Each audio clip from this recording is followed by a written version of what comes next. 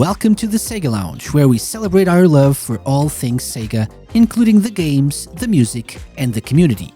I'm your host, KC. Join me as I talk to different guests and learn more about their projects and passion for SEGA. Hello everyone and welcome to the SEGA Lounge, episode 246. Hope everyone's doing well. It's time, people.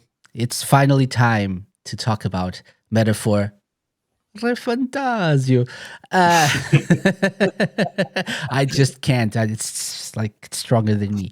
The urge to do this. And I'm not alone, as you can tell. So I'm joined by two illustrious guests from the wider SEGA community. And so if we're going to talk Persona, obviously we need to have a representative from the Dreamcast Junkyard. Hello, Lewis. Hi. Atlus have like 2 games on the Dreamcast, and one of them's like didn't even come out in the West, so not really an Atlus console. But that's why I'm here, because I want to talk about my other passion, which is Persona adjacent in this case. But yeah, I love Persona as well, probably as much as I love the Dreamcast. If you know me, you know that. So that's why I wanted you to hear. I think you're key to this podcast and to this discussion. Excellent, yeah. I feel like I've been beating you over the head with Persona stuff when I tune into your streams. I'm like, play Persona this, play Persona that. So. That's true. And you're right. I have to say, you're right. Yeah, it's a great series. Yeah. Indeed. So thank you for joining us. And a little bit more on brand, representing Persona Spain, we have the return of Peky. Hello, Peky. Hi. Thank you. Thank you for having me again here. It's a pleasure, and I'm here to talk about a great game that is Metaphor. A great and long game that is Metaphor. Very, very long. I'll say. Yeah.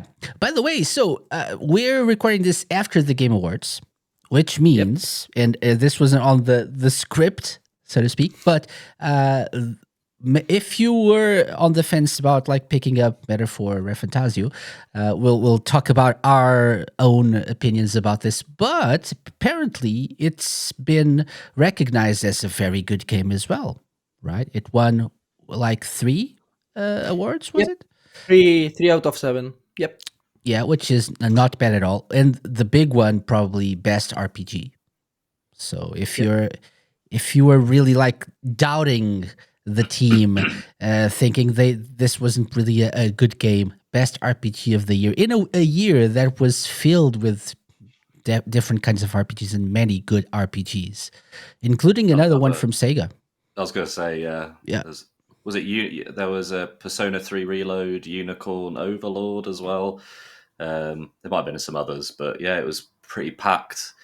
But ever since this came out, like the scores across the board and everyone talking about it, just seemed it was just unanimous. This is amazing from the get-go. Yeah, for sure. Best art direction, best narrative, and best RPG are the categories. Just checking now, because I have the memory of a goldfish sometimes. I know that Like a Dragon Infinite Wealth was also nominated for best RPG. Yep. I can't. Were the other 2 games? Oh, Unicorn Overlord, I think, was as well. No, it wasn't. No. Oh no, it was just Infinite Wealth. Oh, I thought at least Unicorn Overlord were. No, I think they nominated that for best strategy game. Yep. Wasn't it? Yep. That's it. That was it. That's it. So, in a year of many great RPGs, including Dragon's Dogma 2, Elden Ring, which they nominated for best RPG, being just the Shadow of the Earth Tree DLC, but okay, and Final Fantasy VII Rebirth, was the other one, and then Like a Dragon Infinite Wealth, and Metaphor ReFantazio representing SEGA/Atlus. So congrats to Metaphor ReFantazio for the win in these 3 categories. But that doesn't matter at all, because the opinion that matters is from this panel of guests, of SEGA fans and Atlus fans. And that's what we're going to discuss in the next few minutes slash hour and something. I don't know. Are we going to go for 3 hours? I hope not. So let's start with something that I always want to cover for people listening in, either for the first time or they want to know what they're dealing with here. I'm going to start this segment off because what is our experience with Persona, with the Shin Megami Tensei series, RPGs in general? I've said this countless times. I'm not a big RPG fan. I would consider myself a newbie in the genre, especially like proper turn-based RPGs. I've always been more into action RPGs. But I have to say that games like Persona 5 Royal, especially, even the Valkyrie Chronicles series, which is a little bit different, but these games made me like want to dig deeper into this and experience other games, RPGs that people consider to be very, very good. But my experience with the Persona series specifically, I've played Persona 4 Golden and 5 Royal, 5 Tactica as well, and that's about it. But I know you guys have much more experience than me. So my perspective here will be of the average RPG noob that gets a little bit overwhelmed with all the mechanics and all the things in these very long and deep games. And I'll probably be able to tell you what quality of life settings and things are in this game for you as a noob as well, as a fellow noob. So if you're watching this and you're a fellow noob like me, stick around for that. But my fellow RPG fans over here are much more experienced. Peky, you've played a couple of RPGs in your time, Yeah. right? A couple. Yeah. So would you like to tell us a little bit about your experience with RPGs and Persona and Shin Megami Tensei? Yeah, so my experience with RPGs is basically I started with Persona 3 as I told in the last time I was here in the podcast.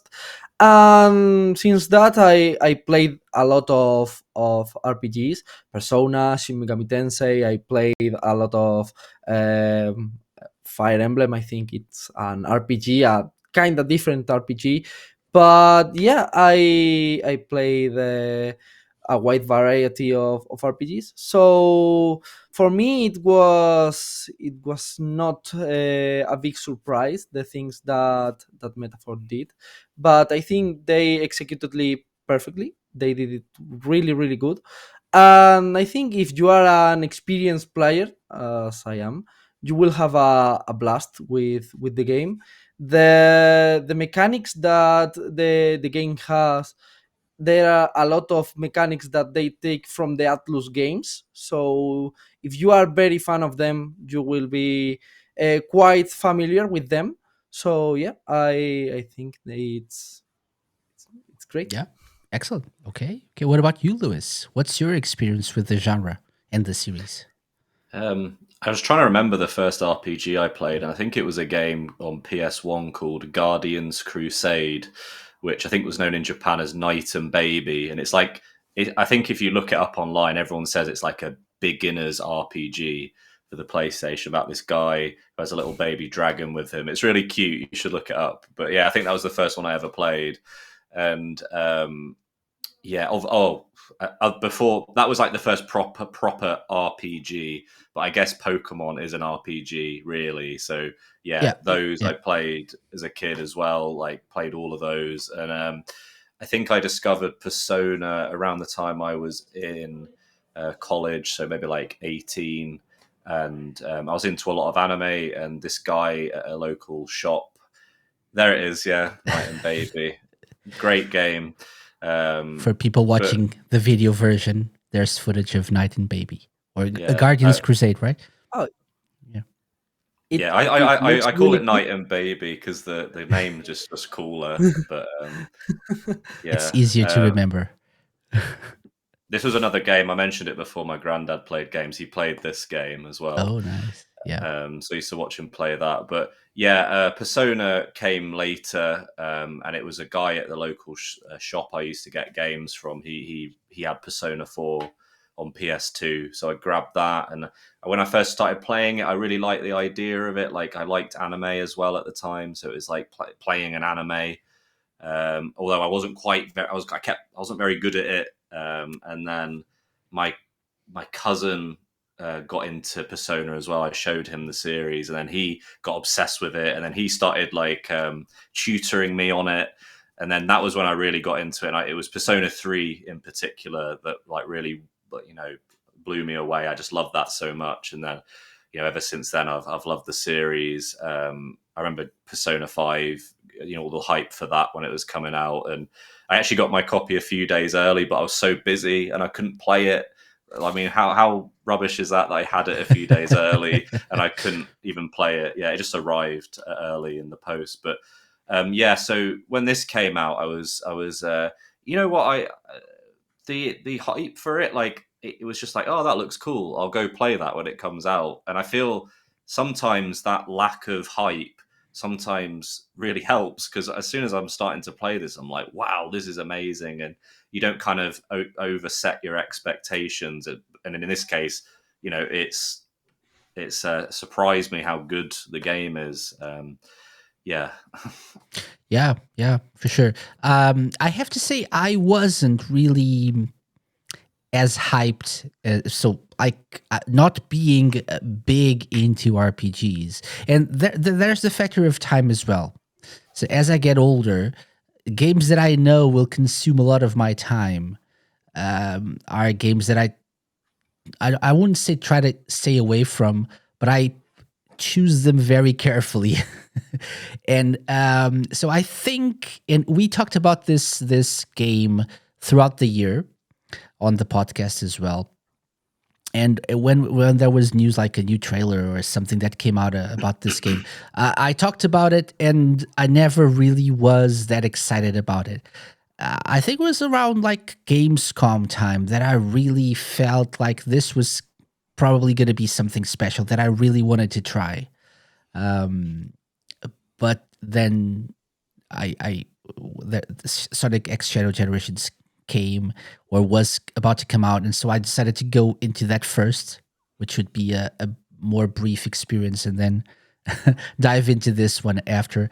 But I have to say, and moving on to the overall thoughts about the game, it took me a while to really get into it, more than with Persona 5. And I think that's probably my fault as well, because I think I'm in the minority here of people who probably don't or prefer the Persona like setting, like modern world, real world setting. I Okay, I agree. get it. Oh, really? Yeah, I love it for the same reason I like Shenmue. It's like real life, but it's a very escapist, isn't it? Like the way you get to kind of live what is effectively a real life, just in this virtual.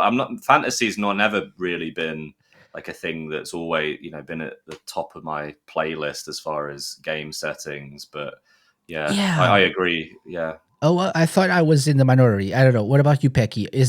Were you excited about the setting of the game, or not really? I think here I am on the minority, because I was really expecting huge things from an Atlus game in a fantasy setting. Mhm. So I was very eager to play it.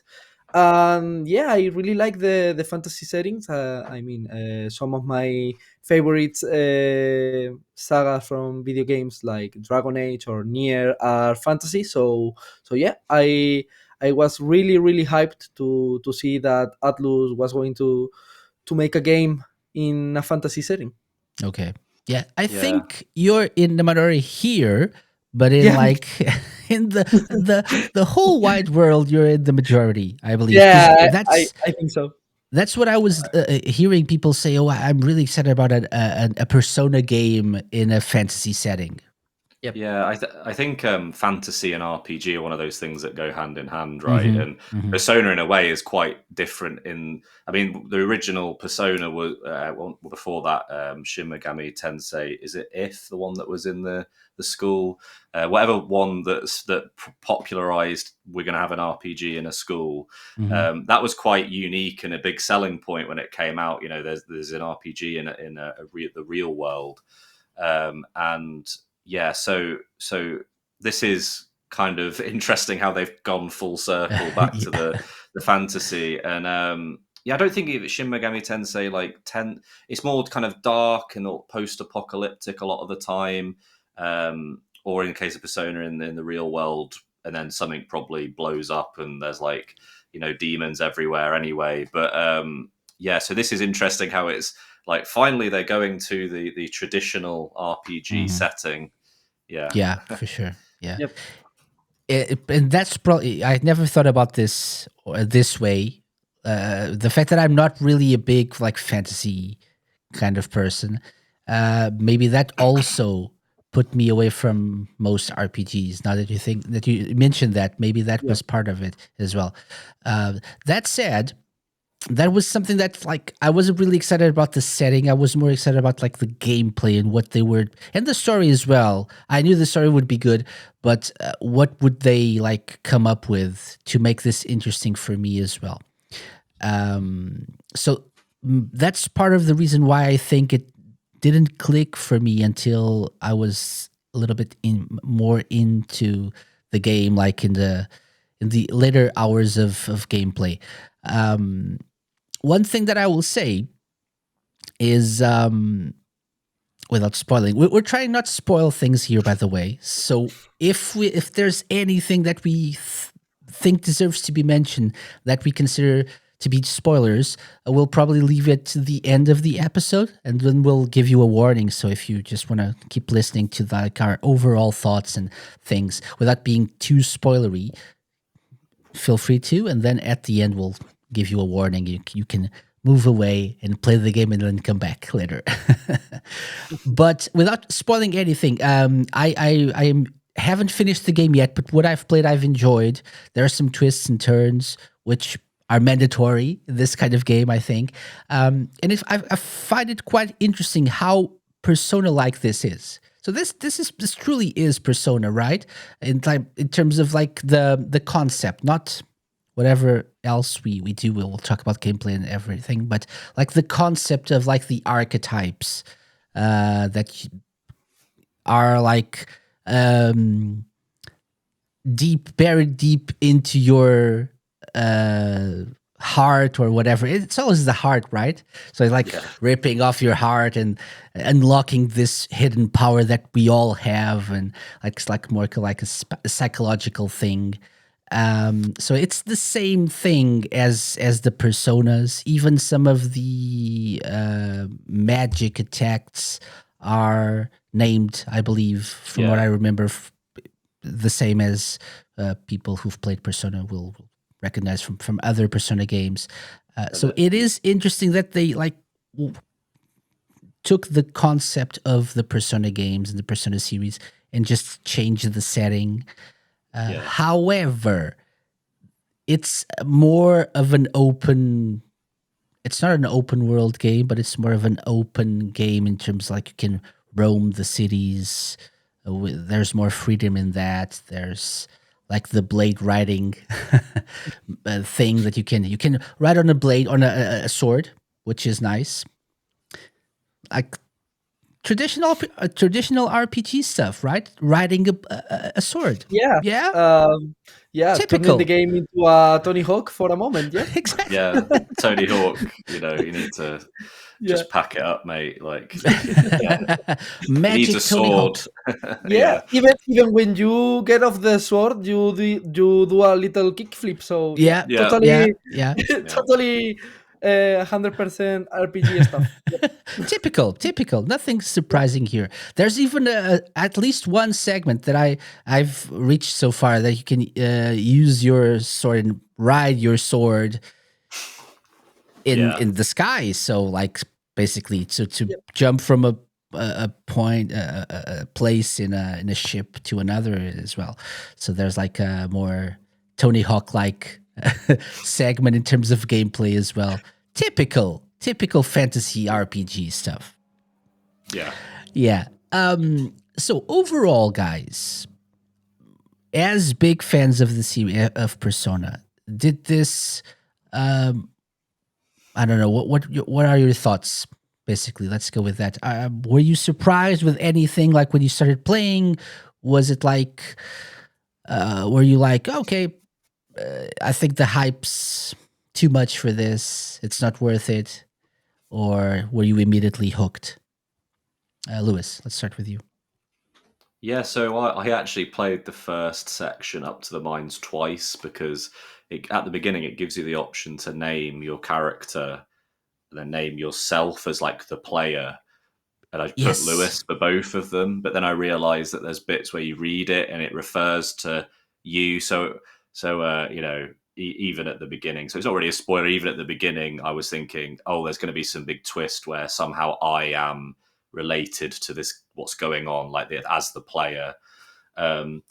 So yeah, I just restarted it and I changed it, and it was interesting to actually do it twice because there was things that I was like, oh, okay, you know, the archetypes, which are effectively just like a traditional skill tree, except there's like, I suppose in Persona, like the whole thing with you know, social links and like getting to know other characters ties into personas, whereas this, it's like when you have these sort of unique scenes with individual characters like bonds, called followers in this case, you're getting mag that you can, you know, put into to buying new things for the archetypes, and also as you progress through them, it unlocks, you know, new archetypes, makes them cheaper to purchase, stuff like that, little things.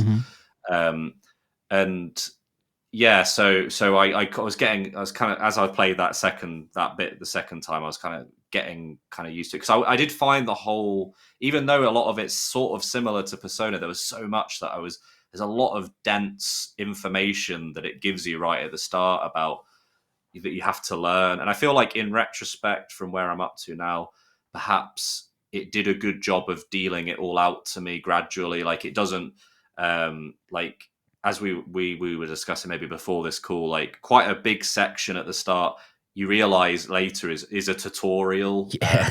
But it's quite good at not being like really annoying tutorial in that sense. It kind of just feels like you're playing the game and you're progressing the story. Yeah, and I actually, you know what, like this is how I feel about this. So I always joked that Persona is grown up Pokemon, which is probably nothing like Pokemon, but it's because you like have monsters and stuff. But then now I'm feeling like this is grown up Persona. You know, Persona was like something that I discovered when I was a teenager. Now I'm an adult, and this is like more like serious. And to be fair, Shin Megami Tensei has grown up Persona, really. But yeah. Yeah. But I think, just sorry to interrupt, but I think picking up on that, it is like grown up Persona and even probably grown up SMT, because the themes it deals with. I'm not saying that Persona, for example, Persona 5 also deals with some of the themes that are discussed here, but this goes more in depth, like of what is a fair society, what makes a country or a kingdom fair to all its inhabitants, what makes a ruler popular or fair or good, right? I actually have a quote here from myself. It is my own quote. I put Fancy. Persona explores the individual psyche of people. Like there's a lot of stuff to do with like mental health and you know, how people feel. Whereas Metaphor explores the dark side / the ills of society, particularly surrounding inequality and class hierarchy. Like even in like the followers, compared to like the social links, like in a social link in Persona, it might be dealing with like a character's struggles with, I don't know, their family or friends or, you know, things that they're, you know, growing pains, that kind of thing. Whereas this is like, you know, when you're doing a follower, it'll often be about, there's this thing that is wrong, and I want to overcome it. Like, someone's being mistreated, due to like because of their tribe. There's a lot of things we'll get onto about tribes, but yeah. So I noticed that was a big difference between. It's less of an individual issue and more of a systemic issue. Absolutely, that's being dealt with. Totally. Yep. Yeah. Okay. Nice. Peky, what about you? First impressions, overall thoughts? Yeah, so my first impressions of the game were I was totally hooked since the very beginning. I had the opportunity to try it on Gamescom, and when I tried it, I got totally hooked because it was really familiar to me. It was really familiar to Persona.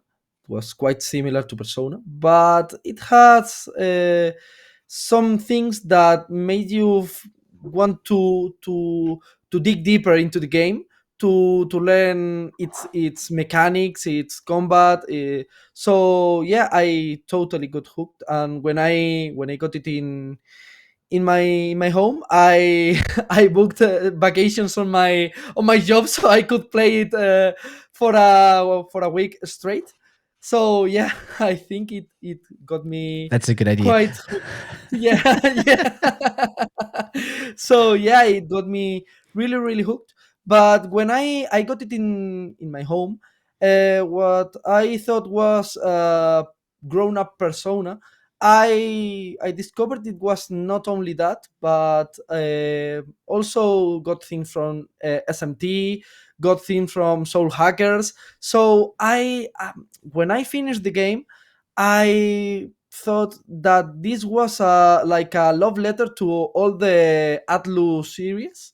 So I think this game is very celebratory of the anniversary of Atlus. So yeah, I think Yeah. it picks some things from here, some things from there, and it makes them they put it all together and they do it quite good. To be honest, I really liked it. Yeah. Yeah. One thing that I was surprised about was like the intro. This is not spoilers because it's like the intro cutscene for the game when you first put the game. And this already sets the tone for the whole game, right? Like the more grown up stuff. And even this, I was very shocked about like how graphic this was for like your first introduction to the game, right? Like the king is killed, and it already sets. You don't really have to wonder who your main antagonist is from the get go, right?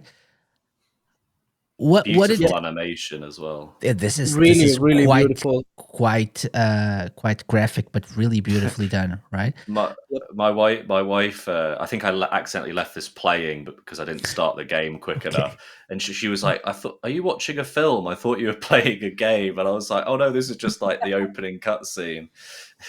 Yeah, it's amazing. So it does a really good job at like setting the tone for the rest of the game and like different classes and what the powers behind the kingdom and the different classes and stuff and all the struggles of the people as well. You can tell there are many interests at play here, and that also helps you understand what the game will be about and the story will be like going forward. That said, do you guys think this is, from what you guys mentioned, I believe you do, but do you think this is like the culmination of, at this point, decades of RPGs and fully grasping what a good RPG is supposed to be and what works and what doesn't? Is Metaphor ReFantazio the culmination of that? Like the I would say the perfect, but the near perfect RPG, or the perfect RPG for our time? Interesting. That's a really good question. Because it's being heralded as that, I think. by even like games media, games journalists and stuff. Yeah, so I think the game has its flaws, as every game. I don't want to delve a little bit into details, but yeah, if we put aside that flaws, I think it really captures what a great RPG should be. So yeah, for me, I think it is. Okay. I think that is a really difficult question. So I don't know if I can answer it all like today. It might be what I have to go away and think about, which is maybe I should have thought about it prior to this. But I will say that like I think the story is like, as we were saying, RPGs and fantasy go so hand in hand. It's such an accessible story to someone who is more kind of into traditional RPGs, even role playing games in the original sense, drunk Dungeons and Dragons, that kind of thing.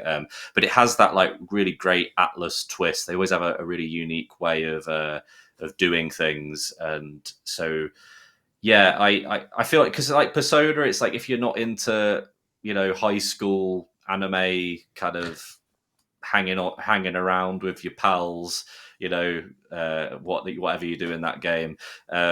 Yeah, this is more kind of serious, and for me as well, the storyline is so not to delve too deep in that direction, but I think the storyline is quite it really hits you, and kind of reflects a lot of stuff that perhaps is going on in our own world regarding society and stuff like that, and it really does a great job of not pulling any punches. So I mean, literally, the guy you play as is the tribe he belongs to is called Elder, and the interesting twist, I think, is that he his tribe are people who just look like normal, like us, whereas all the other tribes, they have horns. Some of them have like angel wings. Some of them are like little kind of squirrel-looking creatures. And his tribe is the most, discriminated against, because he just looks like he doesn't have any of the discerning features, and just little twists like that. I love that the big horrible mutant creatures are called humans as well. That's quite funny. And there's just like so many things like with each character, like the thing, like for example, there's a character called damn, what's her name? The little girl that's Maria. Maria, that's it. Thank you, Maria. I was saying how great she is as a character, but she has like things like she's she's like a mixed. She's her mum and dad were from different tribes, and she gets the stuff that people say to her like in these cutscenes, and it really doesn't pull any punches. Like I say about kind of trying to message the kind of the horrible things that are going on in this society, and it really makes you feel as the main character like, I want to make this better, and I think it is really good at that. Yeah, for sure. Yeah, it's really deals with not mature in terms of like R-rated or anything, but like mature themes in terms of like it's like a grown-up game. It's a grown-up story about things that happen in the real world. It makes you think, right? What really makes a truly fair society? How to deal with all the illnesses that affect people, not just like physical illnesses, but societal illnesses, which is the bigger theme of this around this game. And you're right, the narrative does a really good job at expressing all those points in a really in a way that makes you think and makes you like it's impossible not to draw any comparisons to real life stuff. Right? Totally it's impossible. Really, although they say it wasn't inspired on anything that's happening in the real world. I mean, come on. By the way, we in Persona we have the Velvet Room. I don't know. We probably have something similar in Shin Megami Tensei. I haven't played any games. In Shin Megami Tensei is the Cathedral of Shadows. Okay. Yeah. Okay. And here we have the academia, right, with the character called Moore, who is one of the, and this also uh, links into what you were saying about the social links. Here it's like the followers and the bonds Yeah. that you create with certain characters, certain specific key characters. And the bond with Moore also unlocks certain side quests. You have to study certain archetypes, which is also a nice way to. It's another tutorial of sorts. And from my personal experience in my playthrough of the game, the quests that he gives you, you have to like study and level up your archetype, or rank up in this case your archetype until a certain level. That helps you because you will unlock other quests in which that archetype will be very useful. For example, there's one of the quests he asks you to study the merchant archetype, and there's a specific side quest where you have to go into a place and retrieve certain items, and the main boss of that area is weak to like attacks with money and the merchant archetype type of attacks. So it's interesting this way of doing things, and you don't have to like behead any other personas to level them up or fuse them or whatever. So this is less gory than Persona in that regard, but Yep, everything else, I think it's a little bit more quite graphic more. and gory. Yeah, Like the yeah, humans totally. are They- horrible. Yeah, they thought, well, let's make a trade. We are not going to kill the archetypes, but we are going to kill any other character from the most brutal ways we could imagine. So, Yeah, as well, yeah. And like the humans, like the monsters, the big monsters here, there's a specific one that really troubled me. That looks like a baby. That was really, really knew. troubling. Yeah, And even the whole story behind it, like the way they explain that, it's a really sad story as well. But so it really it gets really emotional at times. But it's I think a testament of how good the storytelling is in this game. yeah. Yeah. In that story, in concrete, you can feel why it happens. What's happening, but Mhm. you feel sad about it, but you Yeah. feel also that it is really wrong. Yeah. So yeah, it puts you in that place when you understand, but you are Someone kind does of something really, really wrong, but you can't yeah, understand like their motives for doing Yeah. that. Like you can empathize with that person as well, but it's really, really wrong and disgusting, and oh my god. So you have like I always always have to praise stories that make you kind of have like what you were saying, that kind of question of like, yeah, they're kind of being awful, but I can kind of see like what drove them to that, and you sort of feel a bit of sympathy, and you know it is quite sad that they kind of went down that path. I always love stories that kind of make you like kind of push and pull, like kind of have you thinking quite hard about stuff in that regard. So yeah. For sure, yeah. So that's a testament to the quality of the storytelling in this game, which is Excellent. something. Yeah. So the best narrative award was well deserved, is what we're saying. I think. Yeah. Okay. Yeah. Yeah. I just the world building is incredible. Like I think when I first started it, it actually has like a compendium of all the different terms and like I say, the tribes. It lists all of them and explains what they are.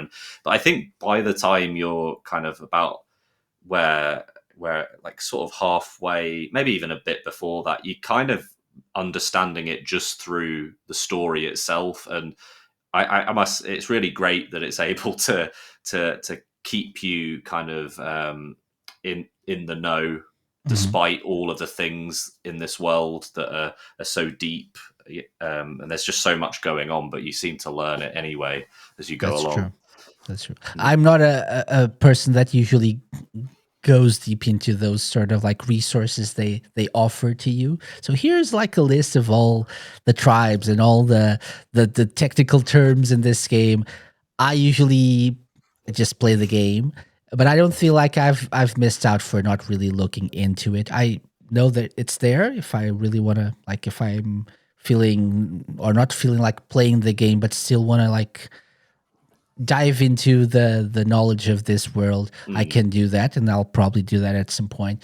But I don't feel like I'm missing out too much because they do a good job of like explaining everything through the normal gameplay, right? Like you get party members who are more knowledgeable than your character, so they basically articulate a lot of stuff to you anyway from their travels and of all the things they've learned. However, your character is like the captain of the party, is the person that's one of the candidates for the throne, because your character inspires people. Why?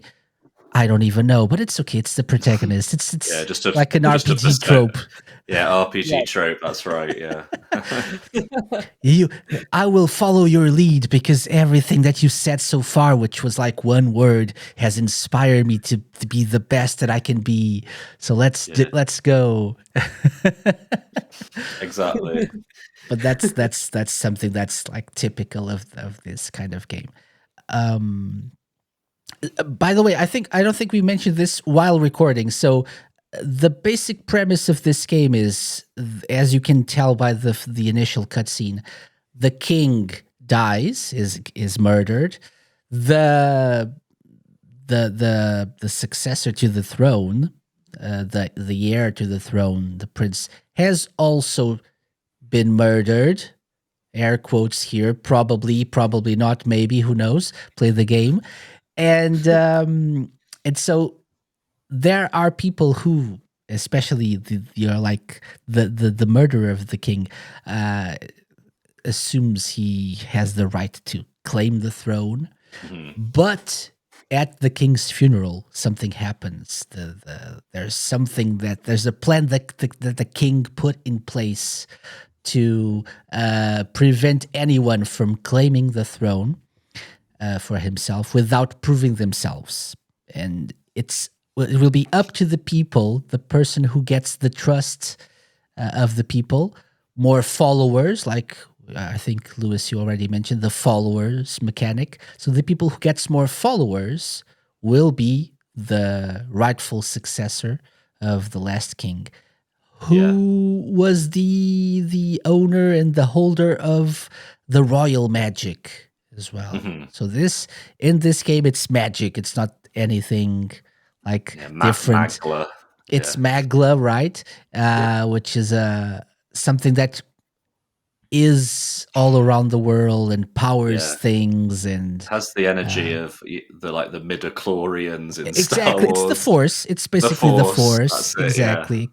And it's interesting in terms of like art direction. We'll talk a little bit about that as well. But it's interesting that the way they chose to portray the world, you can actually see the particles of things moving. It's very interesting. True, I really quite enjoy this because it's like.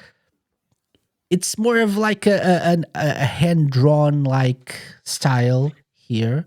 Yeah, right. It's like a drawing in a book, in a fiction book. So yeah, I think it fits perfectly with the game. Yeah. Yeah, you even have like a narrator when you're traveling to different places. This like very very well-voiced narrator that kind of tells you like about the different place you're heading to, and all the words he uses are quite kind of like old style, kind of, I don't know what you'd call it, like old English-esque, I suppose. Yeah. Even the people talking, like in general, especially the higher class people, right? The nobles and the religious classes as well. They use like that kind of old English language. Yeah. and they did a great job portraying that in other languages, at least Okay. in Spanish. Yeah.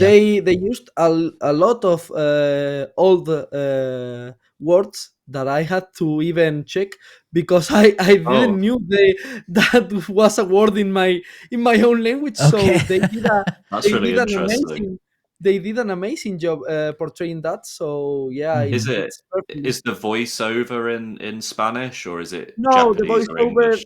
the voiceover was in Japanese or English. Okay. You Yeah, could uh, choose, but I think for Metaphor Refantasio, English is quite a great voiceover. I mean, I always play in English, but I think English fits even more Metaphor Refantasio yeah, for yeah. because of its setting, and the voice actors did an amazing job. So Mhm. yeah. That is something I think in my playthrough that stood out to me the most. Maybe just because I'm from the UK, I love the variety of accents we have Oh, here, totally. and I and mean, I will talk about it later when times do. But I loved it.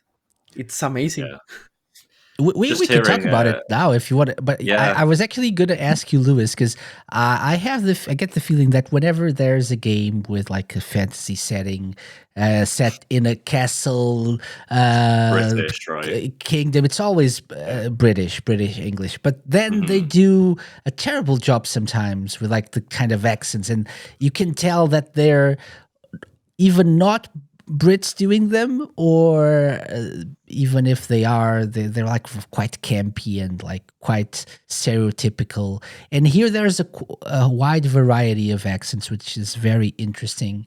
And I think I feel like not being a Brit, I feel like they did a very good job in portraying the variety of accents, and that like the quality of the voice acting is very good. I don't know if you feel the same. yeah. I think the voice acting is amazing, and like even just down to like the mannerisms and slang of certain accents. So later on, you encounter these two brothers who have Liverpudlian accent, and he's like, Dell, and he on one bit he calls him a muppet, which is like a slang word for an idiot. It's like you muppet or whatever, and I was like, I turned to my wife who was in the room. I was like, I'm playing a game where a guy just called someone a muppet. Like that's incredible. And yeah, like all of the accents are fantastic. And very varied as well. And Mhm. it's interesting how like different, like later on you go to an island and they all seem to have Welsh accents. So I guess that's their sort of regional accent, is they all Mhm. speak Welsh. Well, they all speak in a Welsh accent. Welsh accent. The only character that was sort of like slightly iffy for me, because while as I'm saying all of them are fantastic, was a character called Juna. She, when I first heard her, I thought she sounds like she's Irish, but then in a cutscene where she says something really passionately, I was like, hold on, she sounds like she's from the West Country, which if you've ever seen a film called Hot Fuzz, it's that kind of Yeah. accent. And I feel like her accent slightly slips between sounding a bit too almost verging on Irish to kind of West Country, and it's okay for the most part, but like I can kind of like hear it kind of stands out a bit to me in an annoying way.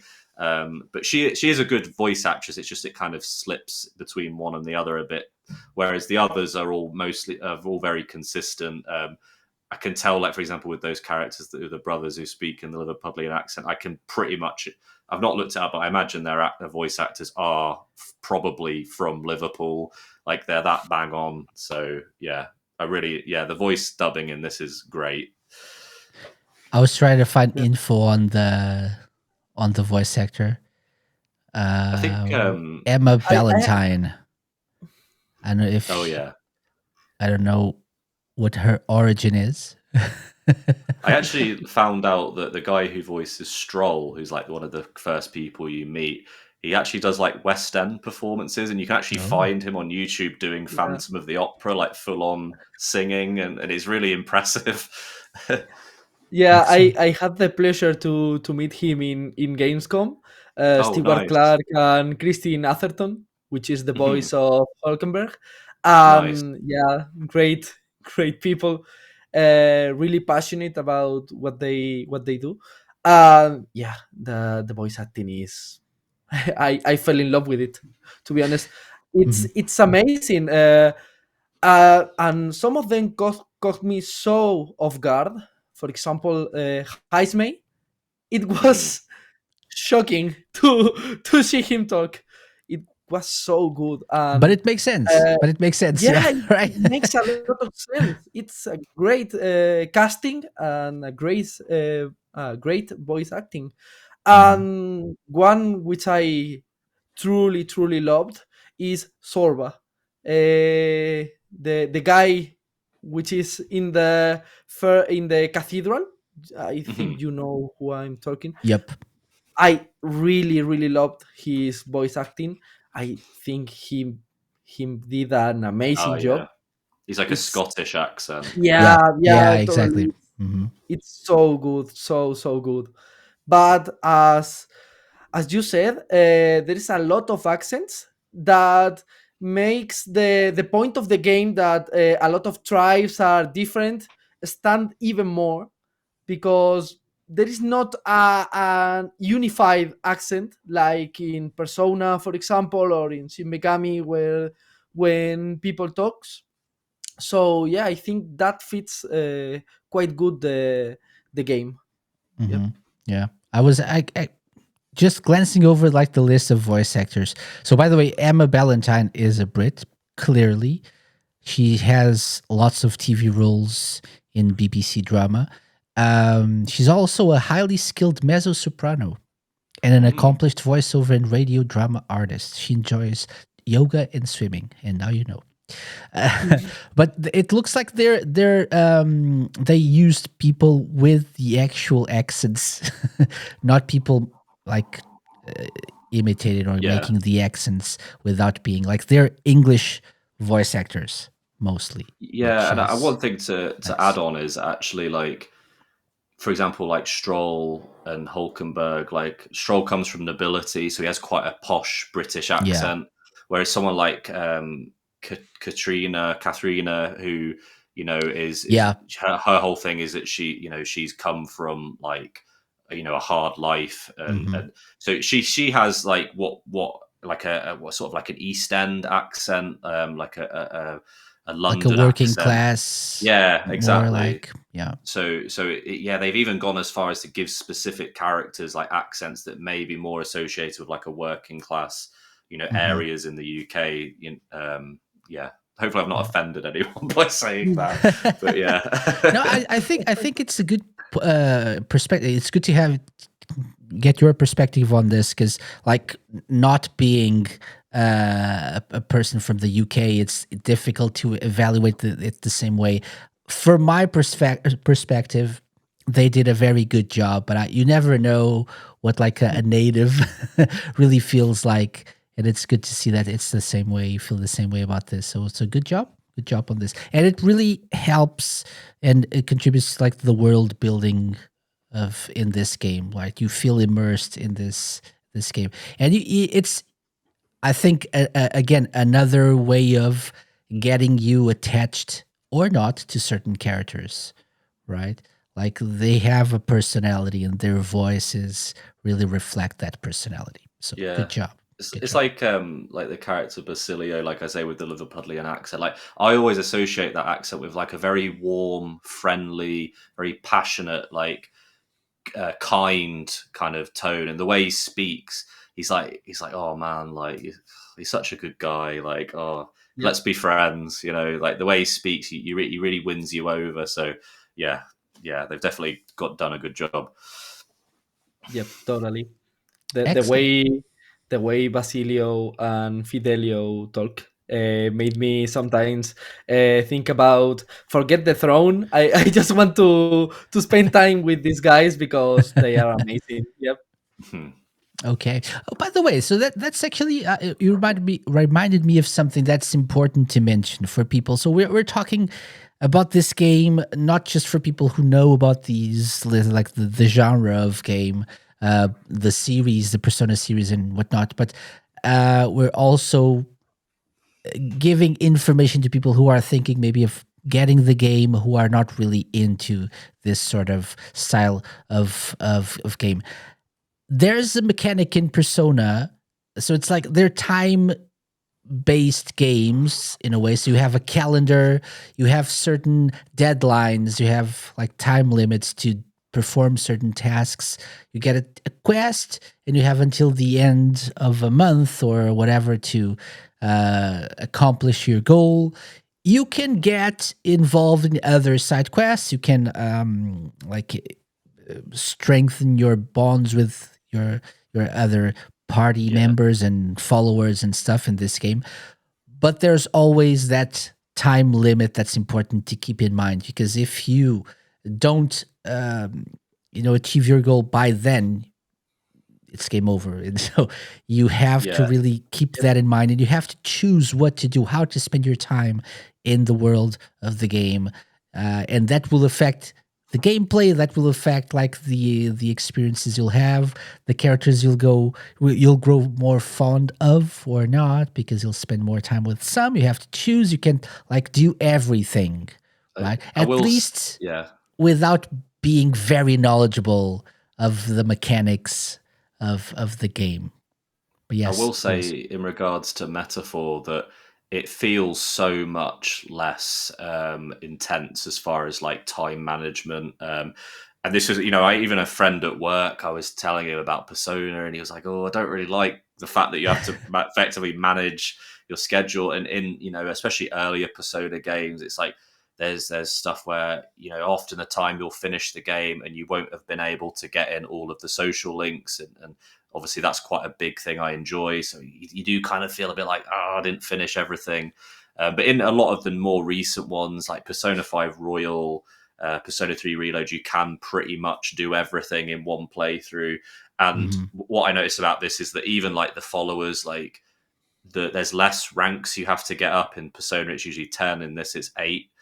And a lot of things online I've read is that people are saying that you can pretty much do all of the followers and everything you need to do in one playthrough. So I think that's probably a good thing to know, just in it for those who are a little bit like, was it like fear of missing out? FOMO is like they don't want to be like, oh, what if I miss this? And the only thing would be is that some of the quests you get assigned do have deadlines. Whether they be story related or just like side quests. It's like, you need to do this before this date, and half the time you'll do it really quickly. So it's nothing to worry about. I feel like that's even more true the more you progress through the story. Because at the beginning, I feel like there's more of a pressure to like you got to do this fast, and you have to level up a little bit because you have obviously like the big quests always involve like a boss fight and fighting stronger characters. So if you really want to be ready for that, you have to spend some time like completing side quests and stuff. At the beginning, I feel like there's more pressure to do that in less time. At least I felt that during my playthrough as a noob. Reminder. But then as you progress through the story, it gets easier to manage that, I feel. I don't know, maybe that's just me. Yeah, totally agree. The more you play and you get into the game, the more time you have to do the things. And that's one of the few nitpicks I have with the game, that in the final month, if you for any reason don't have to spend a lot of time with your followers or do some side quests, it gets a little bit empty in that regard, because you have so much time to do that if you've been doing that quite regularly in the game, you will feel that you have not much to do. So yeah, they are not as strict with the timing as they were in Persona 5, for example. That's for sure. But I think they went a little bit too much in that final month, Okay. for my liking. for my liking. Yeah, I think that taps into what I was saying, is that they've obviously tried to make these kind of games More more, accessible. like I say, yeah, you don't have that.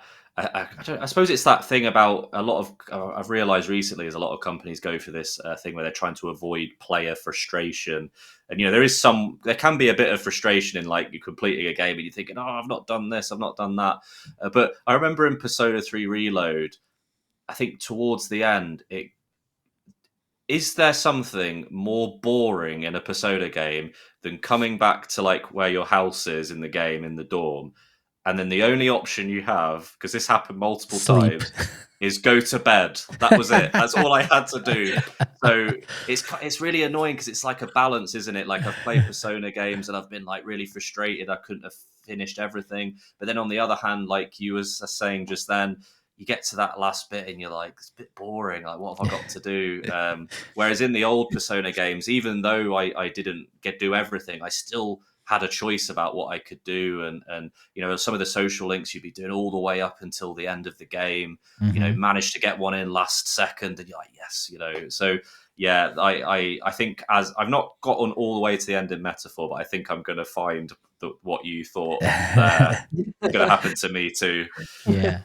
I feel like it's the issue here is these are very long games, right? So you have to invest a lot of time, a lot of hours playing these games, and you have the option of playing them again, obviously, and do things differently. Whatever it was that you weren't able to complete last time or the first time, you can do now. But are people really, unless they're like really hardcore fans, are people really gonna go back and play and spend a lot of time again on the game that they've completed already, just to do the side quests or like complete all the social links? Maybe that's the reasoning behind making this more accessible and loosening up the Yeah. rules here. Yeah, it could be. Yeah. Yeah. Yeah, that was the I thing. They always had like New Game Plus, didn't they, in Persona? It's like go Yeah, back and do the things you missed. So exactly. Yeah. But it's like I feel like a good example for this is like the Like a Dragon games. I really enjoy Like a Dragon games, but I spend a lot of time on them because I do like the side stuff and I get distracted by all the sub stories and stuff. And then at some point, I'm like, I really need to finish this game. And so I'll just go for the main story and just breeze through it.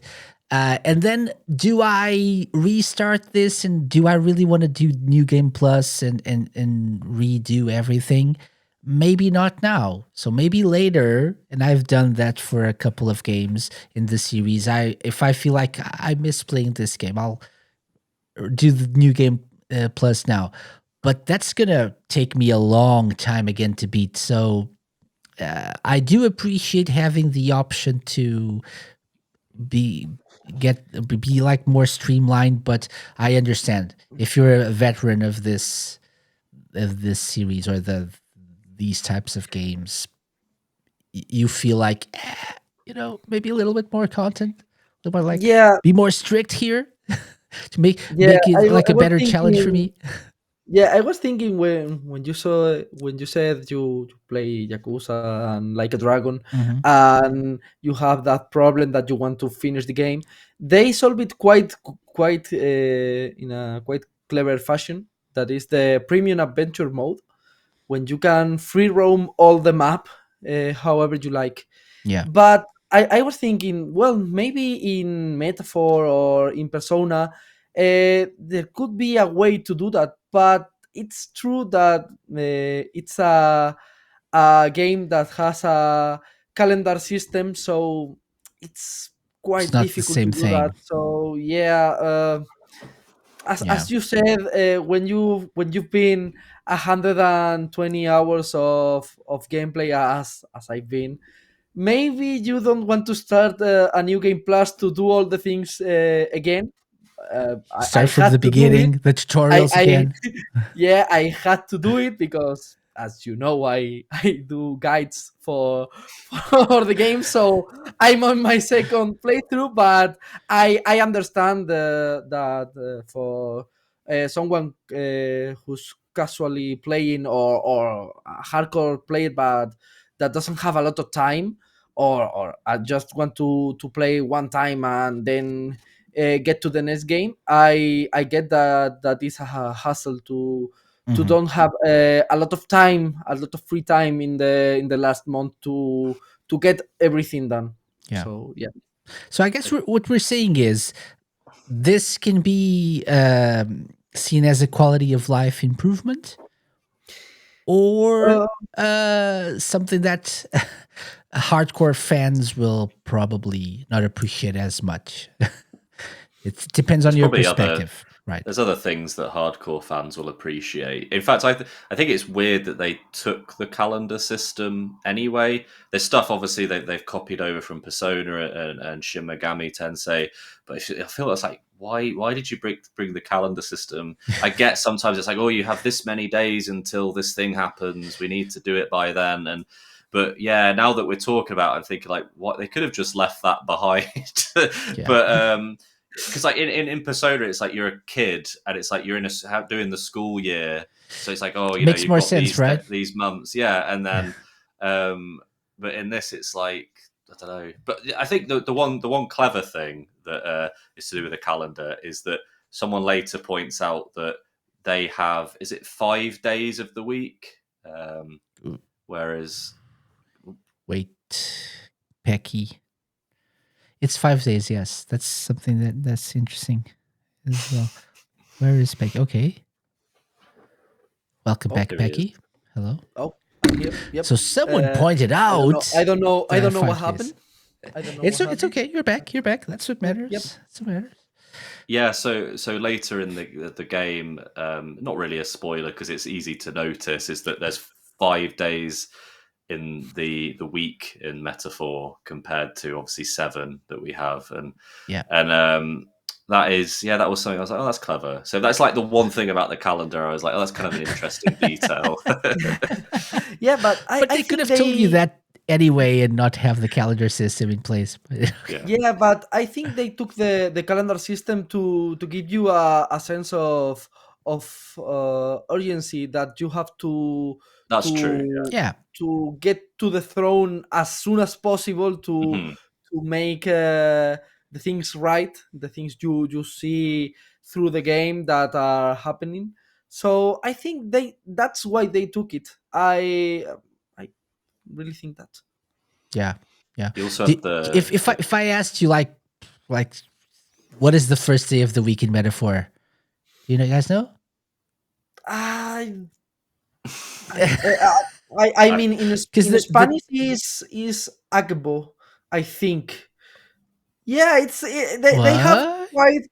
they have quite weird names. Yeah. It's Flames Day. Is Flames Friday. Day. I think. Well, it's not even Friday, is it? Because it doesn't match our calendar. So I suppose it's the first day, first of 5 days. So Flames Day, Waters Day, Arbor's Day, Metals Day, and Idols Day. The only one that makes sense to me is Idols Day because it's like the weekend, right? The names in Spanish are totally different. Okay. Yeah, because they use Agbo, Flamo. Flamo for Flames Day? No. Yeah, probably that. Yeah, so probably Flamo is Flames Day. Yeah. Yeah. I don't know what it's interesting. It's like elements, right? Flame, water, arbor, metal, idol, the last day of the week, the weekend, perhaps. I don't know. But it's interesting. I also find it interesting that you only have 5 days in a week, which is interesting. Yeah, but I mean, it all makes sense to include the system. It could have worked without the system as well. As an example, like a Dragon, Infinite Wealth, there are always like moments in the game where there's you have to do this today, but today can last forever if you want to, right? You just, as soon as you walk into that building, today ends, but until then you can do anything. You can go to other parts of the map and stuff. So it depends on how you want to, like, I get the sense of urgency they want to implement here, and maybe it's better for people who are more familiar with Persona games. Could have worked without, but it's not really a big thing. I probably would have preferred it without, to be honest. But I don't matter. It doesn't matter too much to me anyway, because I was expecting it since I had played Persona games before. But that's something to be aware of if you're considering getting the game. Before we get more into the gameplay, just briefly, we talked about this briefly, but art style, the design here, I think we all pretty much agree it's a great direction here to go, right? The way that they went with even like the map and like when you move through the different parts of the map, like different towns and cities, and as we were seeing here, like the narrator explains where you're going and stuff that's happening. But it really works for this, right? Sorry? Yeah, the pause screen as well is really cool. Like, I mean, the Persona games since like I think the 5th one has just had incredible pause screens. I think they won awards as well, like the UI has won awards. Like people have always praised the UI of these games. Yeah. Like the way you click on one menu and it like completely shifts and there's like a thing, something's going on that side, and yeah, it's not like any menu screen you've seen. The results screen after battle. Oh, that's yeah, that's amazing. Yeah, and not only the visuals, but the music that plays when you are in that, which is called King's Verdict. That's amazing. It feels like a triumph when you like a parade. Yeah, right? triumph parade. Yeah, totally. And I really loved it, and it's my wallpaper. So yeah. I was trying to find it to show footage of it, but they're just walking, and like the camera is above the characters, and they're walking like in slow motion. In slow motion, like really cool. I think that's a highlight as well. The music is something I want to. If Peky mentioned his nitpicks, the music for me when I first played this game really wasn't an immediate like love for me, because it's like thing is I love Shoji Meguro, like his stuff in Persona and on the case in the Dreamcast, Megaten X has a great soundtrack, and yeah. The thing is I've heard him do one kind of music, this very kind of hip kind of I don't even know what you describe the kind of Persona music, very cool kind of music, like for sure. Whereas this is more kind of delving into like big orchestra, like huge mega kind of fantasy music. And I remember playing it, there's just all these like choir vocals, and I'm like, oh man, this is like, I mean, like I'm just like roaming around a dungeon slowly, and it goes hard, right? Yeah, but you're like, what? I think I've gotten used to it, though. I think it was just... I think if you go into this game a little bit too... This will be like Persona, maybe there are things that will kind of jar you in that way. But there is some really like great music. I think particularly there's a bit... I don't know if it's in every bit, but there's occasional bits on your journey where you'll stop off at like a destination and... you'll get a little painting for the girl Maria back home to give to her to show her your journey, and the music that plays, I don't know if it's in all of the scenes, but there was one where you're looking at like this sunset and it was like really pretty music. I was like, oh, that's brilliant, I really liked that. So whatever that track is, that's a good one. But yeah, some of the big intense choir at the beginning, I was like, whoa. I have a theory about that, because I feel exactly the same. I now I can say I love it. It really fits the whole theme of the game, and it really makes sense, and it clicked for me. My theory is you start, so the first really like big area that you visit is the capital city of Grand Trad. And the music for that city, I think it's like it would fit, or I in my mind I associate that with like a later stage in the game, in a game like this, like more epic and with the choirs and like going really hard, and it's really sometimes a little bit ominous, I feel, as well, which would fit something that would happen later in a game, in any game, right? The stakes are even higher now, and usually you start as like a happy-go-lucky character, and oh yes, and like the music is softer and like happier, and right, it you really haven't really understood everything that's involved here. So usually the soundtrack reflects that. Whereas if you think about it here, the game is serious from beginning to end.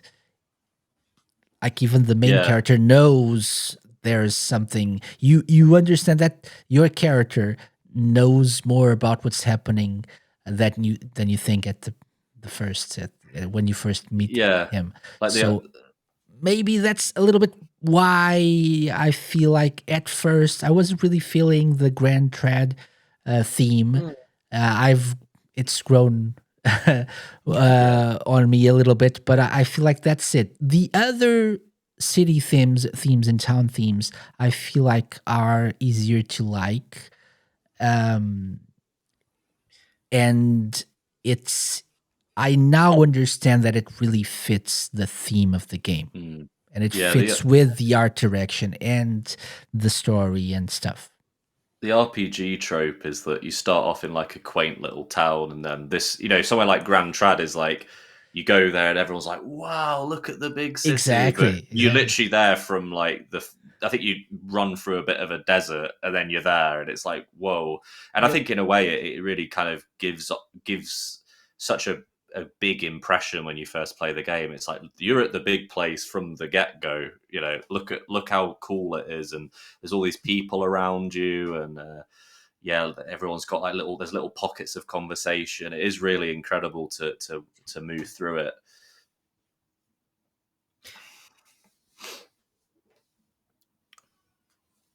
Oh, it's the microphone is not working. Yeah, I can't hear you, Casey. Oh, sorry, I muted myself. I was just showing the results screen here. Oh, yeah. Yeah, and so this is no spoilers. But yeah, so I think of the three of us, Peky was the most enthusiastic about the soundtrack from the get-go, I believe. Yeah, totally. For me, it was love at first hearing in this case. But as soon as I heard, I think you haven't heard that theme, but it's Wings of Freedom. Is the theme you hear in the Gauntlet Runner, but not the first one. Is the second one. That's the first thing I heard from the Metaphor soundtrack. As soon as I heard that, I immediately put the controller on the floor, on the table, sorry, and I stood there for like 10 minutes just hearing the soundtrack. And even when I was asked outside of the booth what my impressions of the game was, the only thing I said, I was ranting on and on about that song. It was so good for me. So yeah, when I arrived Grand Trad for the first time and I heard the theme of Grand Trad, I felt that the theme is a little bit it makes you feel a little bit oppressed. It's like you feel that you are in a huge place and makes you feel really small. And when you think about it, that's what happens in the game in that particular part of the game, and it makes me feel that you are part of the oppressed people in that city. So for me, it quite hit the spot at the first time I heard it. So, but I get your point. I totally get your point, because in other RPGs, the first couple of themes are easygoing and catchy, and you want to hear them more. But here is the opposite. It's a theme that you probably don't want to hear since it's over so and over oppressive. again, right? Yeah. Yeah. No, but I totally get. You're completely right about like how it fits into the game. It does fit into the game. You just have to think about it from that perspective instead of like And that's probably a surprise. We didn't actually, we skipped the surprises part of, I had a question about that, but that's probably part of the surprise, especially if you've played Persona games, the soundtrack, like Lewis was saying, like it's usually more like modern, I suppose. Modern, Yeah. right? Like funky for Persona 5, so funky. And this is not the case. And it couldn't be because it wouldn't fit the feel of the game and the world that they're building. But it's really a great soundtrack. I don't know if Wings of Freedom is the one that I'm thinking of, but I love the Gauntlet Runner. Song. Maybe it's later. That's not the one. I checked pretty it out. sure I've not that's heard not it the one. yet. Okay, it's later. Okay. I'll look forward to hearing that.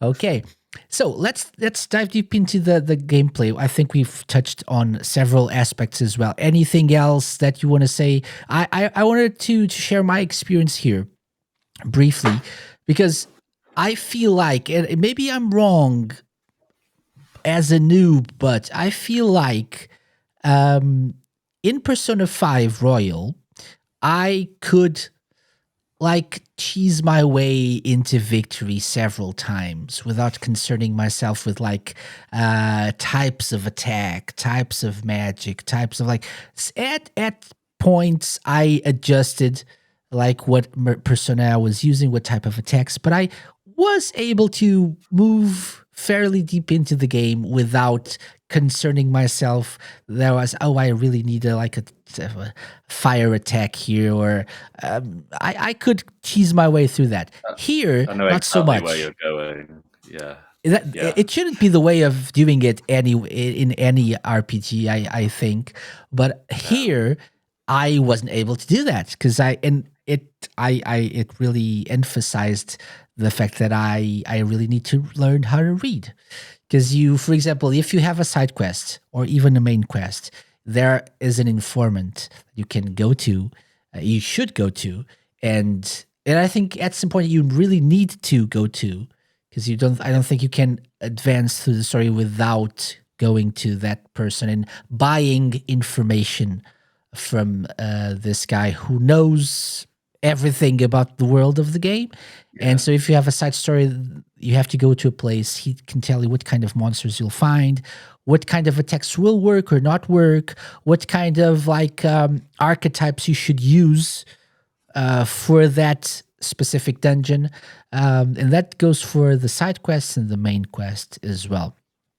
And what I did was I glanced through it and I read, okay, you should use fire. Okay. And so I have a character that has an archetype, like a mage, for example. He has fire attacks. Let's go. But that's not just what you should do. You should also equip someone who can block certain types of magics. And so you really have to pay attention to the information that the game gives you, because it's not hard. It's just that if you're a noob like me, who's like rushing into the battle without preparing, without reading everything, you'll get crushed in a second. I had so many areas where maybe I had like these 4 people in my party because I wanted to, level them up. And then I go into a battle and I get absolutely like destroyed, or it's kind of like a bit of a slog, like I'm trying to attack and it's not doing much. And then on normal, at least, I don't know if this is in the harder difficulties, you can literally just retry a battle by clicking, I think it's L3 or whatever. You can do it, yeah. Okay. And there's so many battles where I just changed someone out for someone else and I beat the person in like 5 seconds in comparison. Exactly. And you get really funny ones like what you were just saying, Casey, where it's like, this guy's weak to fire, but if he doesn't like people who are in the front row who are close to him. So I had Stroll who had like a physical fire attack as opposed to a long range one. So I'm like, but he doesn't do much damage if he's in the back row. So I'm trying to do damage from the front, but the boss then gets angry and it does more damage. And so you do have to. I do like though that it does. That's the thing is what I like about the informants is they give you information, but it's not just like hand holding. It's saying, look, this is what you need, but yeah, that you can take it from here a little bit. Yeah. Pay attention though, because the information is there. You just need to Yeah. pay attention and like use your brain a little bit, like to figure out Yeah, and the if stuff. you pay attention to that information, you can find ways to cheese to cheese some things. Because yeah, for example, I'm not gonna spoil anything, but there is an enemy that is weak to fire, but also attacks you with fire. So if you know he's going to attack you with fire, you can repel fire. So his attacks Nice. goes to them. Yeah. So you can if you pay attention to the details, you can find ways to cheer some enemies. There's always a way. Yeah, for sure. You just need to get familiar with all like the different types of attacks and stuff, and all the different kinds of magic and things, which is something that I'm still learning about. I learned a lot from playing Persona and other RPGs, even like a Dragon Infinite Wealth and Yakuza Like a Dragon, the two RPGs in the series, also help you to learn a little bit about that. But those are kind of different, right? They're on in its own like lane, different. Here, you really have to learn the ropes of playing a turn-based RPG, like a traditional turn-based RPG. Not saying that that this is like an old school traditional RPG, which is not. There's like a lot of quality of life improvements and things that help you. One thing that I really appreciated, for example, that it isn't even in like a Dragon Infinite Wealth, is the fact that you can go into a dungeon, and if the enemies that you find are weaker than you or your party, you can just like attack them outright without going into like a proper battle mode, right? Like the battle screen. And you can actually see them on like some like older RPGs, which is nice. So you can run past them if you really want to. Although I will say they do manage to get you quite a lot of the time, even if you are trying to run away. One thing I think, just regarding the battle system, that I wish I'd kind of done a little bit earlier, although I've managed to catch up, is, well, there's one thing I'll give out, a tip I'll give to everybody. Do not exchange mag for coins. There's no point. You'll get money, loads of money. But mag is like so vital and so important, and you need it for archetypes. And that's the thing. I think archetypes are more important. Obviously, like, it gives you this whole thing about how important they are, but I think not until later on I realized that you really need to be studying all different archetypes.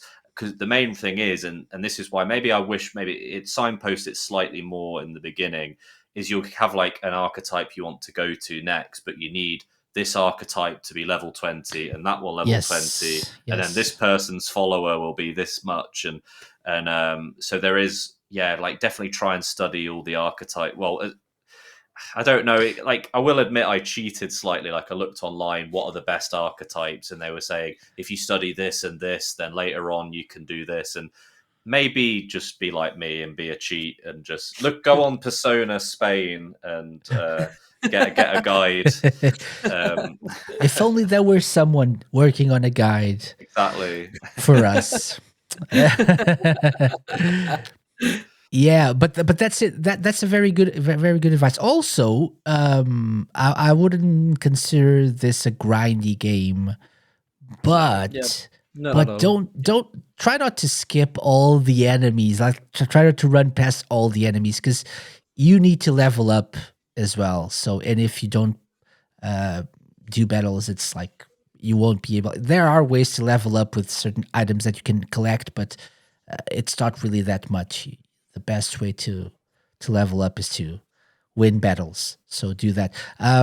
The archetype system is a good shout as well. So as you can see, if you're watching the video version, there's like a skill tree system like screen, and you can see the different like hexagons with which represent the different archetypes, that you will unlock them as you move forward, as you meet new characters that you bond with.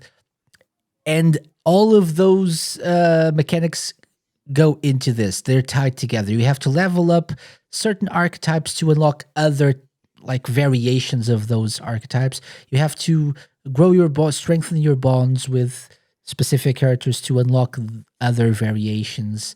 And so it's all tied together. So you really need to do a little bit of everything here, which I believe is a good way to make you understand that you also need.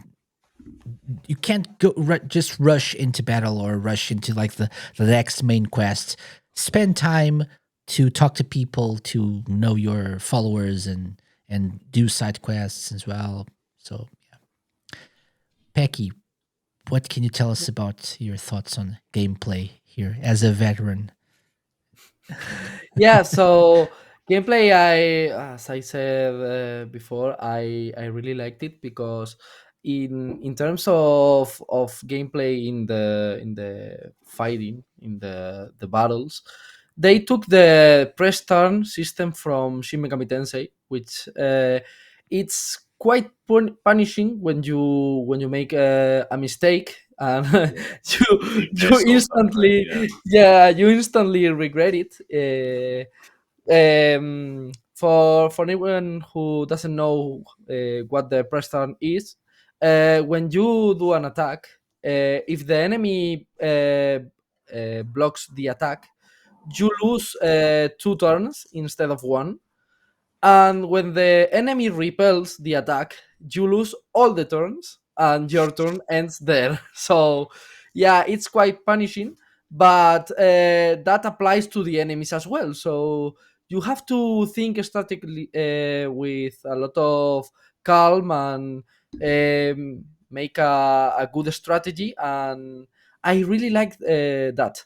And as you talked about it, if you are quite leveled up, you can avoid those battles and just attack the enemies in the dungeon and kill them in the spot.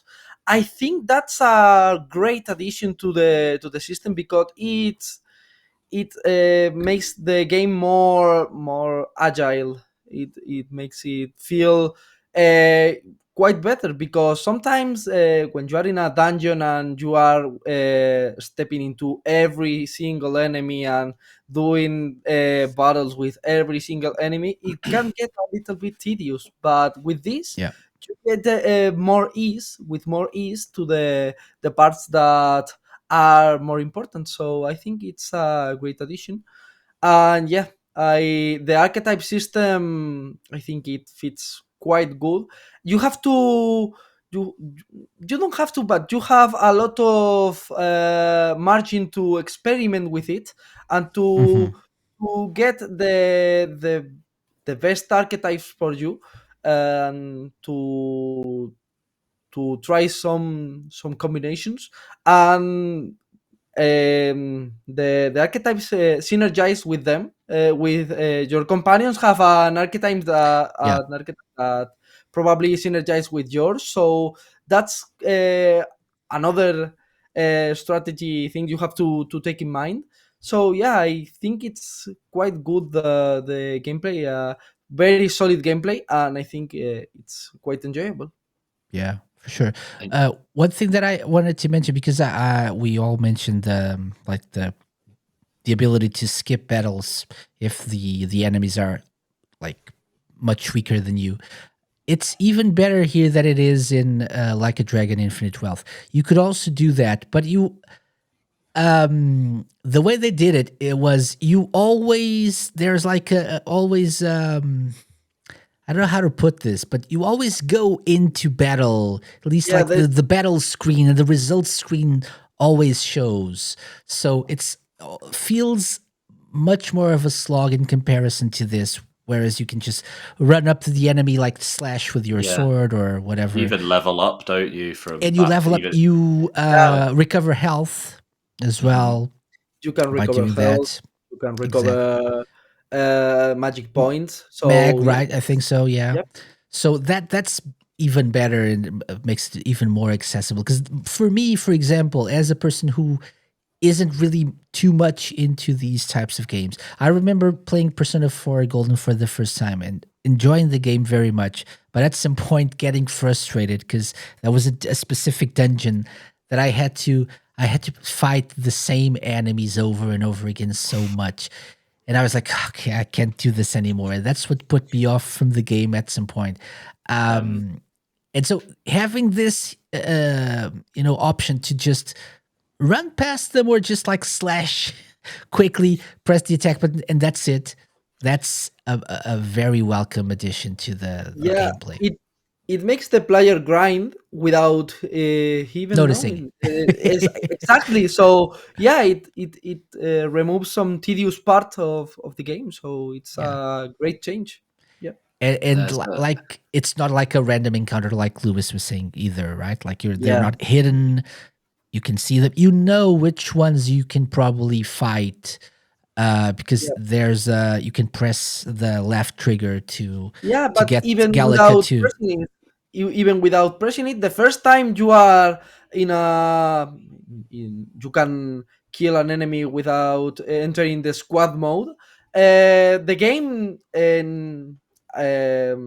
notifies you with activating the ferric vision without you even that's true, pushing the left trigger. So that's a great addition.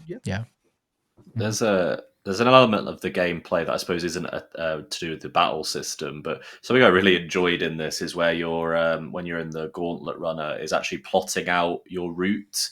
So, for example, there was a bit I did not too long ago where I had to go to do, I think it's like 2 dungeons. I had to stop off at 2 places, and you can kind of like plot this route, and you're going around the map, and then you're stopping off at one place, you do that, and then it's like, do you want to carry on your journey? And you're like, yeah. So then you go into the next one. And what I find really interesting is I remember reading somewhere that Persona 5, they originally had an idea of it being this like big adventure where you'd go all around the world and all these different things. But then I think it was something to do with, like, I think maybe there was an earthquake in Japan, and then the creators were like, we want to make this in Japan. Like, we want to make a game about being in Japan.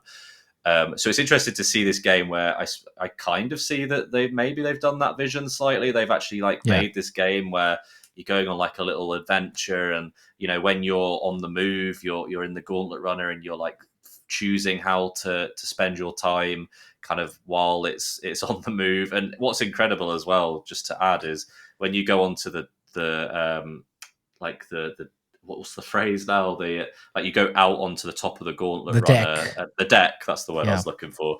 And just seeing all the things moving and like the trees, it's like it makes you think, wow, this game, it really does feel big, even though the mechanics of it aren't necessarily like an open world. It's not an open world game, but it feels like you're in an open world, right? It makes you feel like you're in this huge world. Yeah, definitely. That's true. For sure. And you can do your laundry for extra mag points. What's not to love about that? And cooking and cleaning the Gauntlet Runner. So that's true. Yeah. Something that I find very interesting that they decided to put into this is like you can use the Gauntlet Runner to move to places, to like actually travel to places that you haven't been to before. But then if you've been to, especially the big cities, like the major hubs, you can just teleport to those places, and you won't spend as much time traveling.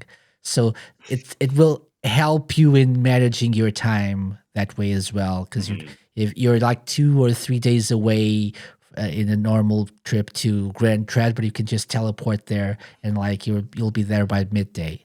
So I did chuckle slightly when they established that whole mechanic, because I think it was like your character realizes that he can just teleport, and then they're like, oh, try going to this place that we've never been to, and it's like, oh, it doesn't work. So it is just places that you've only been before. And it's like, why did they write this? They overwrote the fact that you can just fast travel, right? It's like, you don't have to explain it. It's just fast travel.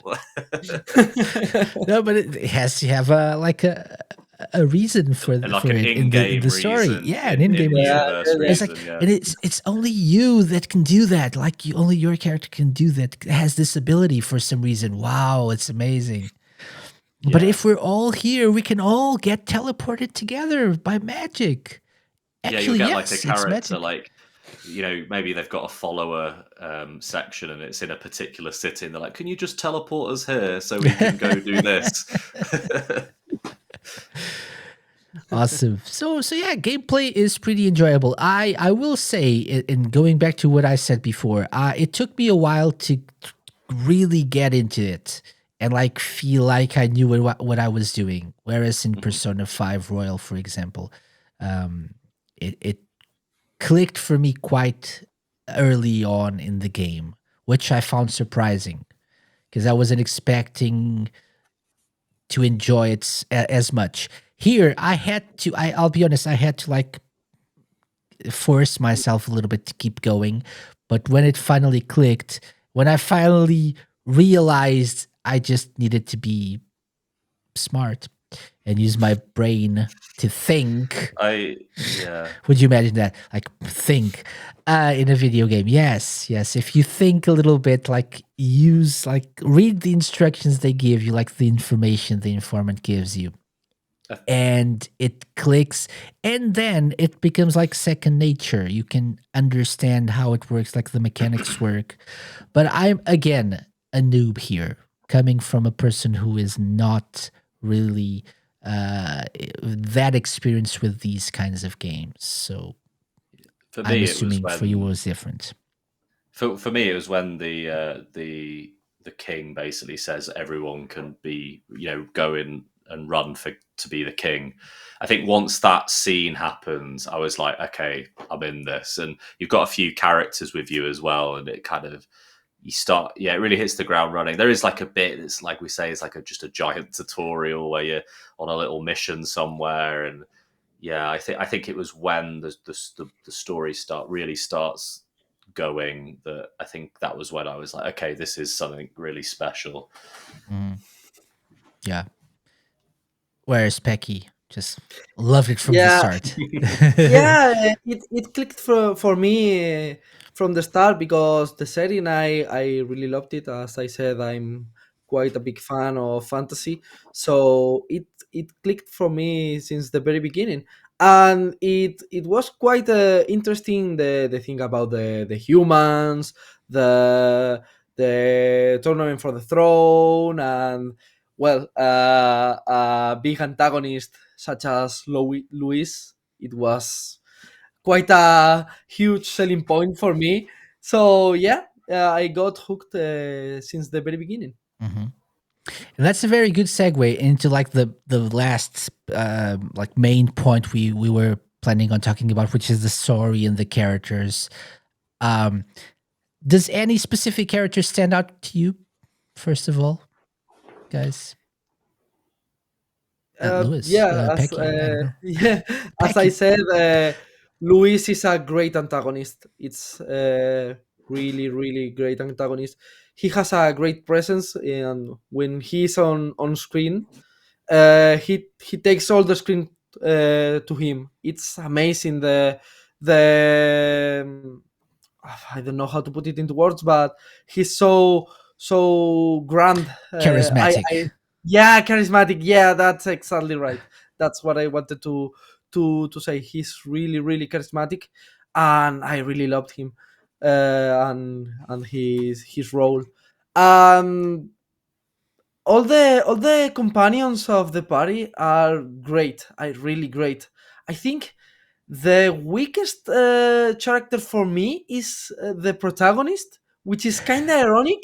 It's kind of ironic because it's the first game in which he talks, he speaks. He is Yeah. not Yeah, a one word guy, and ironically for me, I think it's the weakest, which is not to say is bad, but characters like Hulkenberg, Heismay, Stroll, Neuras, Maria, I think all of them are quite iconic for Mhm. me. are now really really iconic, which the protagonist doesn't click just as right, Yeah. but I think they did a great job with the rest of them. And yep. I agree. Yeah, The Lewis. protagonist really is that typical RPG like blank slate, isn't he?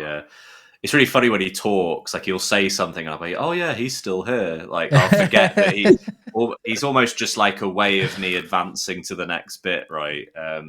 Yeah, all the characters are fantastic. They're all really varied. I like that they're all different tribes as well, which really emphasizes this whole thing that your character wants to go for about unity and everyone's the same no matter who you are. You know, I really liked Stroll, who's the first guy you encounter who joins you, because in even since like Persona 3, Persona 4, Persona 5, like the what I would call the bro character, like Yeah. they're always like this kind of like sort of like dude man, like like Ryuji in Persona 5. He's he's a bit kind of like, he gets a bit angry about stuff, but he's like he's your bro, so you forgive him for He's it. got a good heart. Yeah, but whereas not a lot of Hulkenberg brains. Not Hulkenberg, sorry. Stroll. Stroll was very, very different. He's like very level-headed and very like he has his moments where he kind of like rushes into battle a bit, but he is very calm and he's basically a different kind of character. So I do like that they kind of deviated from that theme of like I say the bro character, but he is still a bro, just saying. But yeah, and then I'm trying to think who else is really good. I like Katharina, and so my mate pointed out, which I didn't notice. I was like, oh, that's really clever. Is I believe Studio Zero, who developed this, also did Catherine. So she is the fourth Catherine. Obviously, you got Catherine. Yeah. I thought about that as well. Rin, and then this is Katharina, which is like quite clever. I was like, oh wow, I never thought about that, but I do really like her. In fact, when she appeared, I thought she was so cool, and I kind of a bit sad that she didn't actually end up as part of your party. I thought she was such an intriguing character, and in fact, I think she's a little bit underutilized. Like half the time you meet her, it'll be like you're on the way somewhere, and she'll try and attack your runner, and so you'll kind of face off and then have this kind of, but she's still kind of a friendly character, but she's in competition with you. Mm-hmm. And yeah, so I love all and you can't help but root for her as well, right? Because her goal is an altruistic one as well. She's in it to help her people, and exactly, yeah. And I also like I'm trying to think now, like just I like all of the characters. I was like trying to find footage for Louise and now Katharina, but I'm taking a long time, so that's why I'm looking the other way. I try not to be like very too rude, at least.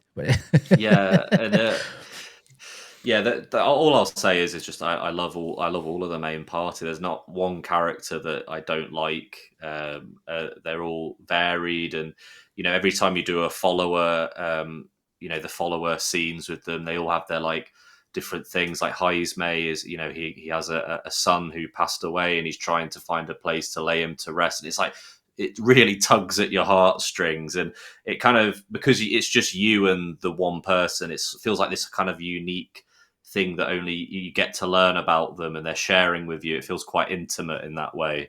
So yeah, but I will say, for all the Persona lovers out there, you do not get to have a girlfriend. I'm sorry to tell you this. So if you're going in thinking, you can make, I don't know, Juna your girlfriend, I'm sorry. Yeah, not gonna happen. Not gonna happen. Yeah. It's ironic because quite a lot of people were celebrating it, like finally we don't have to have a girlfriend, and then Metaphor came out, and then people played them, and then they were, oh man, I wish I could date Hulkenberg. I wish I could date Juna, and I was like, yeah, sorry, mate. Yeah, I think But it makes sense, right? Like the stakes are higher this time, and so there's no time for that. There's no time for that. There's no time for love. Yeah, like they could have like worked it in some way, but it wouldn't have to be as crazy as Persona, where if you like date all the girls there's a scene you can get where they all come and beat you up on Valentine's Day because you're yeah, like yeah, you don't want to get Hulkenberg mad at you. No. You don't I agree with you guys in terms of like the characters, and the writing is that good. There's no character that is like annoying. I was concerned about Gallica, to be honest, because I saw a fairy. Oh my god! Hey, listen. She actually says, "Hey, listen." At some points. There is an achievement which is called "Hey, listen." So. Oh really? Okay. Yeah. But she is she's a good companion as well, because you're always, when you're moving around the town, and like obviously when you're in dungeons everyone's following you around, but if you're in a town or in a city, you just travel with Gallica by your side, and she's not annoying at all. She's very well written, like the way to strengthen your bond, you get to know her a little bit better, and like she questions herself as well, and like her worth, and should I even be here when I'm not like doing anything? And then she does something and she gets really like proud of herself, and it's really, really cool storytelling as well. Yeah, the characters like have such good synergy as well. There's one scene that I really love where they're trying to do something like they try and make lots of noise, so they're like, lots of it annoys me, and then Hulkenberg suddenly says, Gallica, your wings make too much noise while I'm trying to sleep, and it just like made me laugh so much. For it to just come out with this confession, and it has as much as it's a very serious plot, it does have some very funny bits on occasion as well. You just reminded me of one, because in that same like mission, they get eaten by a certain creature. And they get eaten alive, obviously, and they're in the creature's stomach, and they have to come out somehow. And that's all I'm saying. But yeah, it makes sense. Yeah. It makes sense. Yeah, so but as you said, funny moments.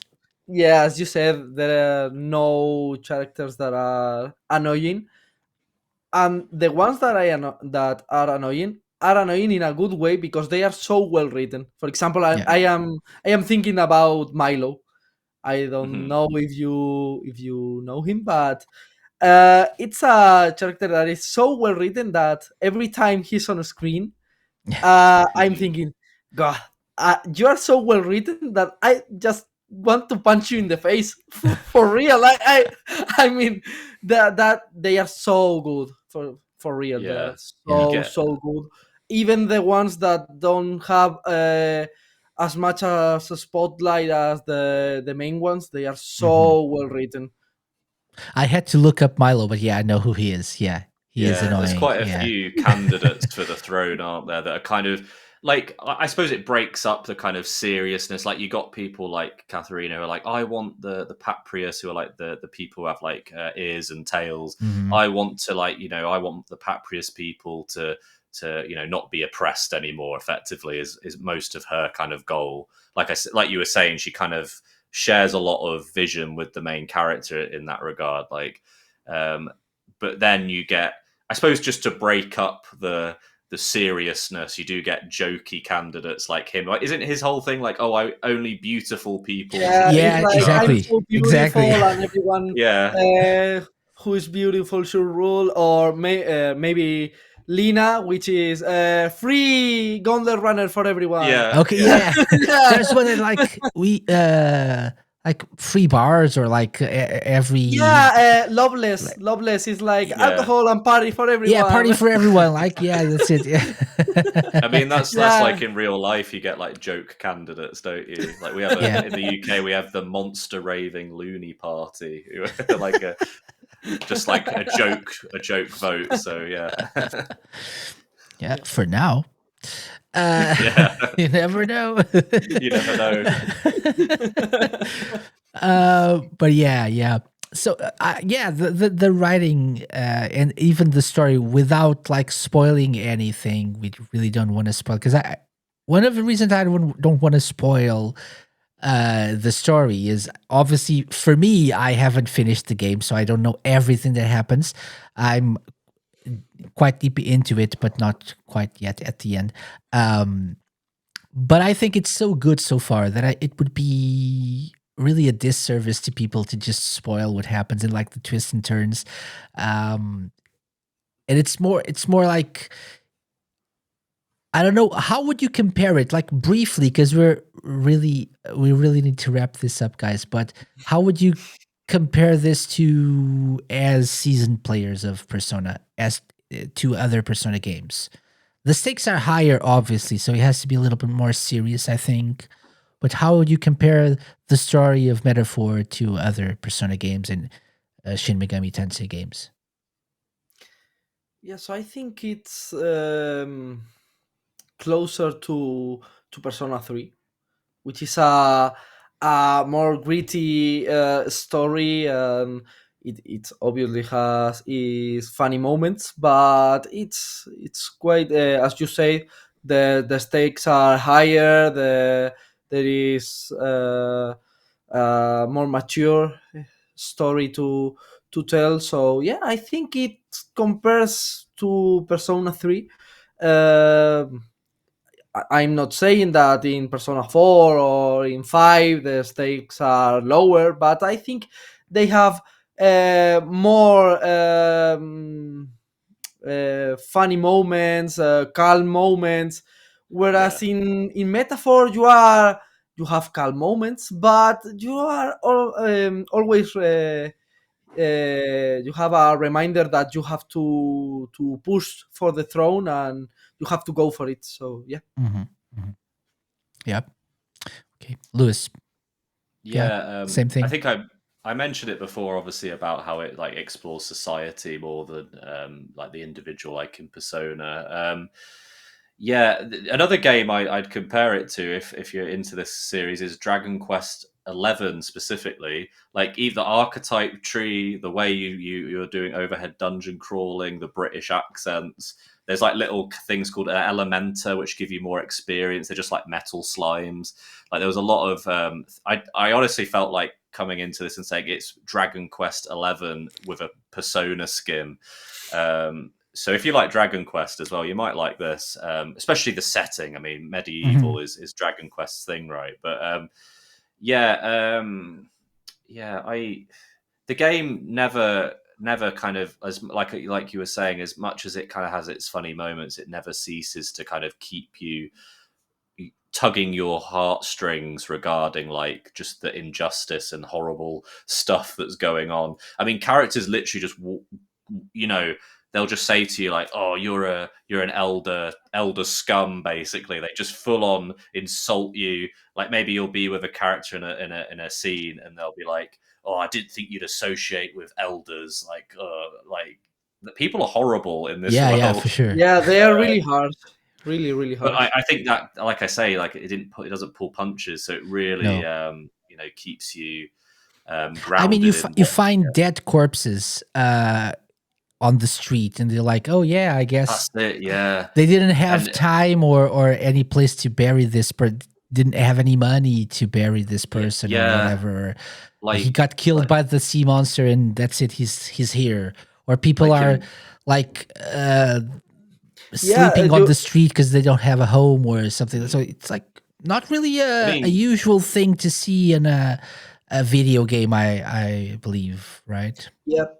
That's something that shocked me, and I remember quite well.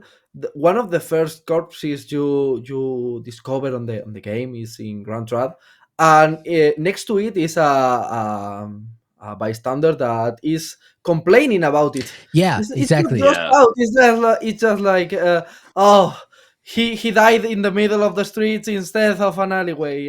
What what a hassle, Yeah. and I was like, he's dead, you know. Yeah. I'm Yeah, pretty so sure as well, when you arrive in Grand Trad for the first time, you're in like the kind of big area, but then you go down into what is effectively like the where the lower classes live. And I'm pretty sure like someone just gets hung like right like in that scene. I think so. Yeah. Killing, yeah. and also like in Brylehaven, which is like that's the ocean town, The isn't it? Brylehaven. the port town. Yeah. Yeah. Like it's a very pretty town, but if you wander into the back alleys, you'll find dead people, and it's like a bit, you know, you're in this very beautiful place, and then it's like, oh, okay, these people are just here, like in the back alleys, just decomposing. Yeah, exactly. It's exactly. not. It's really really sad. Yeah. Yeah. It's got But it that darker aids tone, your- like it's the reality of it all, right? So it's like, But it all adds to what you're trying to achieve, isn't it? It makes you think, yeah, I'm gonna, you know, make right this the world wrongs of better. the world. Exactly. Yeah. Exactly. For sure. Yep. For sure. Yeah. Okay. Agreed. Totally agreed. So I have one/two final questions for you guys, and we have a few more minutes to go. Okay. And my like big question is this worth the hype? Because the game, the reviews were amazing, right? Everyone was hyping this up. It's won Best RPG of 2024 at the Game Awards, which is no big feat. I was for sure thinking they would give all the awards to Final Fantasy VII Rebirth, because like it's rigged, but maybe or Elden Ring for the glorified DLC that they released. But it won these very important awards. Is it worth the hype? I was just looking at Metacritic right now. It's like it's got a Metascore of 94, at least on the PS5, I believe. So user score 8.8. Okay, interesting. But it's a Metacritic must play, for example. On Xbox Series X 92, PC 92 as well, and PS5 94. Those are the meta scores for all platforms. So is it worth the hype or not? Lewis, I'm going to start with you. The thing for me is, and this is something that I've always been, I mean, you'll know this, Casey, recommending Shenmue to anyone. You're always never sure if the person's going to come back to you and be like, thank you for that recommendation, or what the hell did you make me play? I always felt like that with Persona. I've tried recommending Persona. I've had friends who think, wow, thank you so much for getting me into Persona. Others, there's too much time management. It's quite a long game. I will say, obviously, if you're, maybe think about, are you into long games? Are you open to trying RPGs? If you're open to trying RPGs, yeah, this is spectacular. It's like a very high quality RPG. And, you know, obviously, if you have the time to sink into it, I think it's worth it. I think every moment of it really leaves an impression on you. But yeah, it's like, I mean, I mean, this is the Sega Lounge, and Sega have that legacy of all different kinds of games. And, you know, some people just like to play a lot of arcade stuff. Maybe some, I have a friend who just plays a lot of indies, because a lot of indies can be in that kind of more short form sort of mode. So I suppose it's all down to like what you're into. But I think if you're into RPGs and are open to playing a longer game, I think this is like very good. But yeah. And for you specifically, is it worth the hype? Yes. As I was saying, I wasn't even necessarily hyped. I saw some of the footage and I was like, this looks really cool. I will definitely play that because it's from the creators of Persona. So yeah, it's definitely impressed me more even than I ever thought it would. So yeah, it's an excellent game. And I'm still, every time I play it, I think, could this enter my top 10? You know, that it has potential for sure. But with stuff like that, I feel like you have to leave a bit of time before you can kind of think about that properly. But yeah, it's excellent. Yeah. Peky. Yeah, for me, it's a straight yes. Okay. It lived to the hype. My expectations were very very high since the very beginning.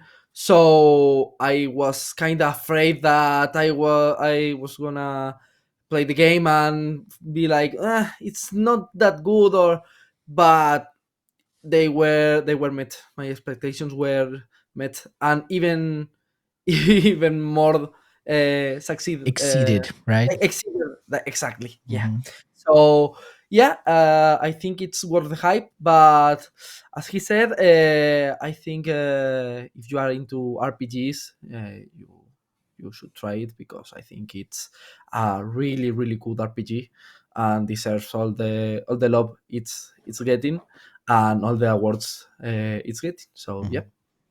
Is it the best Atlus RPG ever? Um, I will say it is very, as we touched on, it is accessible. So that's another point we should probably make, that it is an yeah, Mhm. accessible RPG, very important. But is it the best? Well, that's, I don't know I if think it. you guys agree on the best. I think, yeah. I right? think It's so too. Persona 3 for Persona both of 3. you. Yes. Yeah, yeah, Okay. Yeah, Interesting. yeah. but I but really need to maybe play Persona 3 Reload. objectively, Persona 3 on PS2 might not be the best No, Persona, on but PS2 maybe not, but Reload Reload, yeah, is is good. probably the I have a best. lot of nostalgia though, so that's half of what's. Yeah, me too, me too. Yeah. So yeah, Okay, yeah. I think so. I think so as a person who isn't a seasoned player of RPGs and hasn't a lot of experience with the genre or the series or the Atlus, all of the Atlus RPGs in general, I would say if you have the time to commit to this, I think you should try it and try to stick to it until after what we already said it happens. It's not really spoilers because it's been advertised after like the king's funeral, where the game really opens up and it's essentially the ending of like the very long tutorial. Even after that it's still a little bit of a tutorial, but stick to it until you can leave Grand Trad, and I think you will be pleasantly surprised with like the everything about the game, the mechanics, the gameplay, the story, etc. I think if you're not a really big RPG fan, it will take a little bit to click with you. That said, if you're not really big into RPGs, maybe you're not considering getting this game either way. So maybe I start with something else. I don't know, but I think the accessibility options here make it not that bad of a place to start. I do think the story on its own could maybe be a reason I recommended it to someone. Mhm. Maybe even if they're not into RPGs, I think the story itself and the characters do really hold their own. You know, even outside of the gameplay. If they ever made it into an anime and you hated RPGs, I would say watch that because it's such a good yeah, tale. Yeah, So yeah, probably R-rated RPG anime with like very very gory elements and stuff. yeah, But yeah, so I think that's a very good way to put this. And final question, especially for you guys who are really big into this. I know, Lewis, you haven't really finished the game yet, but what would you guys like to see in a future expansion or a DLC or even a sequel?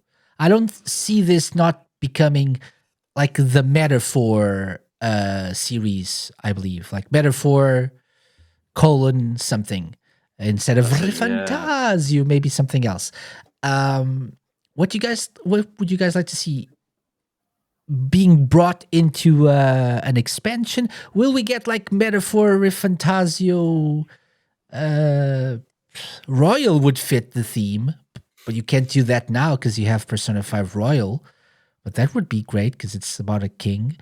So I don't know what Metaphor ReFantazio throne. I don't know. Do you think that is a possibility in like 2 or 3 years' time? I don't think so. I think if we see more of the Metaphor series, and I really hope so, I think it will be a sequel. And I would like to see more about the world, because we've only been in Ukraine, the unified kingdom of Ukraine, but we know there is so much more on the outside. So I would love to explore the world they presented to us. So I think a sequel would be nice. So please, Atlus. Okay. Lewis, what do you think? DLC, sequel?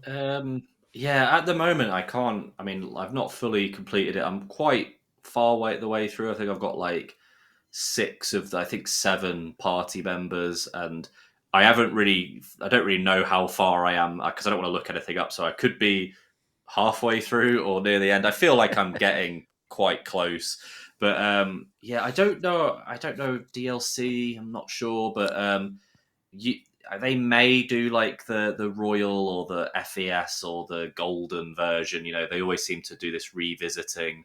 Perhaps maybe when say the Switch 2 comes out, maybe they'll put it onto that. That'd be cool. But for me, the priority is, of course, Persona 6. It's been, what, 8 years? We need Persona 6, Atlus, please. I have an idea. I have a metaphor ReFantazio Blade Riders, a spin-off for the Switch 2. And it's like a sports game, new sports Yeah. game, like in the world in Ukraine, where everyone in the kingdom rides swords, and you have to get to go the fastest, like a racing game. I tell you what, Atlus do this one thing that always I've never been a big fan is they always milk each Persona series to dry. It's like Persona Arena, Persona, Exactly. I don't know, RPG on 3DS, which was Yeah. quite good. Dancing. And it's like, so Dancing. are we going to have like metaphor dancing? Blade In Riders. ReFantazio. Yeah, I totally see it. Blade Riders, and with a Tony Hawk like game mode, and I'm Sonic so- as an unlockable character, a la Sonic Riders. please do, please do. Extreme gear metaphor. Who knows? Who knows? Love it. Yeah. So, guys, thank you very much for joining me for this metaphor ReFantazio discussion. The most Italian of all Italian games in Sega/Atlus's catalog. All the characters are British. Yes, it's very Italian. Actually, that's how the game ends. They all join together and say ReFantazio, and they go eat some spaghetti and pizza. And there we go. I've offended every Italian listening to this. Thank you guys for joining me. So, briefly, where can people find you? Let's start with you, Peky. Yeah, so you can find me on Persona Spain. I usually do all my guides there and all my reviews, so you can find me there. Excellent. And links will be in the show notes as well. Lewis. Hi, I write for a website called there it is, the Dreamcast Wait. Junkyard. You can do it again. Yes, there we go. There we go. We are a website and kind of team who write everything about and record podcasts about the Dreamcast, the best console that ever was, and still is, because people still make games and stuff for it. So if you want to check out our podcast, it's on all good streaming apps, and the website is www.thedreamcastjunkyard.co.uk. We've just put together a Blue Stinger special, if you love that that game. That was for Winterfest, which as it actually aired today as we're recording this, so that'll be up on streaming soon, probably when you hear this. Yeah, so. probably. Yeah, excellent. Excellent. As for myself, this is the penultimate episode of this season of the Sega Lounge. So I'll be back next week with a look at what happened in the world of Sega in 2024. So look forward to that, please. Remember, you can find us everywhere on the interwebs. Mostly, though, a bigger focus on Blue Sky these days, which is a much nicer place to be honest. But you can also, subscribe to our YouTube channel for video content, which when the season is over is going to grow a little bit more, because I'll be adding some clips and previous interviews in video form to the channel. But are you going to finish Shenmue can run stream? It's in the yes, quite possibly. Yes, I have one stream left of that. Yeah, I'm in like 50 cans in or something. So can I get to 60 before I finish the game? Probably. Who knows? Look forward to that. TheSegaLounge.com as well for everything Sega Lounge related. But thank you very much for watching or listening. Be sure to follow these amazing people that joined me today for this metaphor discussion. And we'll see you all next time. Bye-bye. Bye-bye. ReFantazio.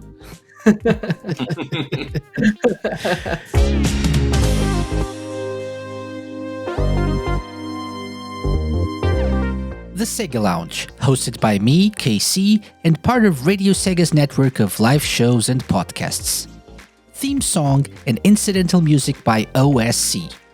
Got any suggestions? Drop me an email to podcast@thesegalounge.com. Find us at The Sega Lounge on X, Twitter, and Instagram, at thesegalounge.com on Blue Sky, and be sure to check out our Twitch and YouTube channel for live video content. You can find previous episodes of the show by going to thesegalounge.com, on the Terra Player app, and wherever you listen to podcasts.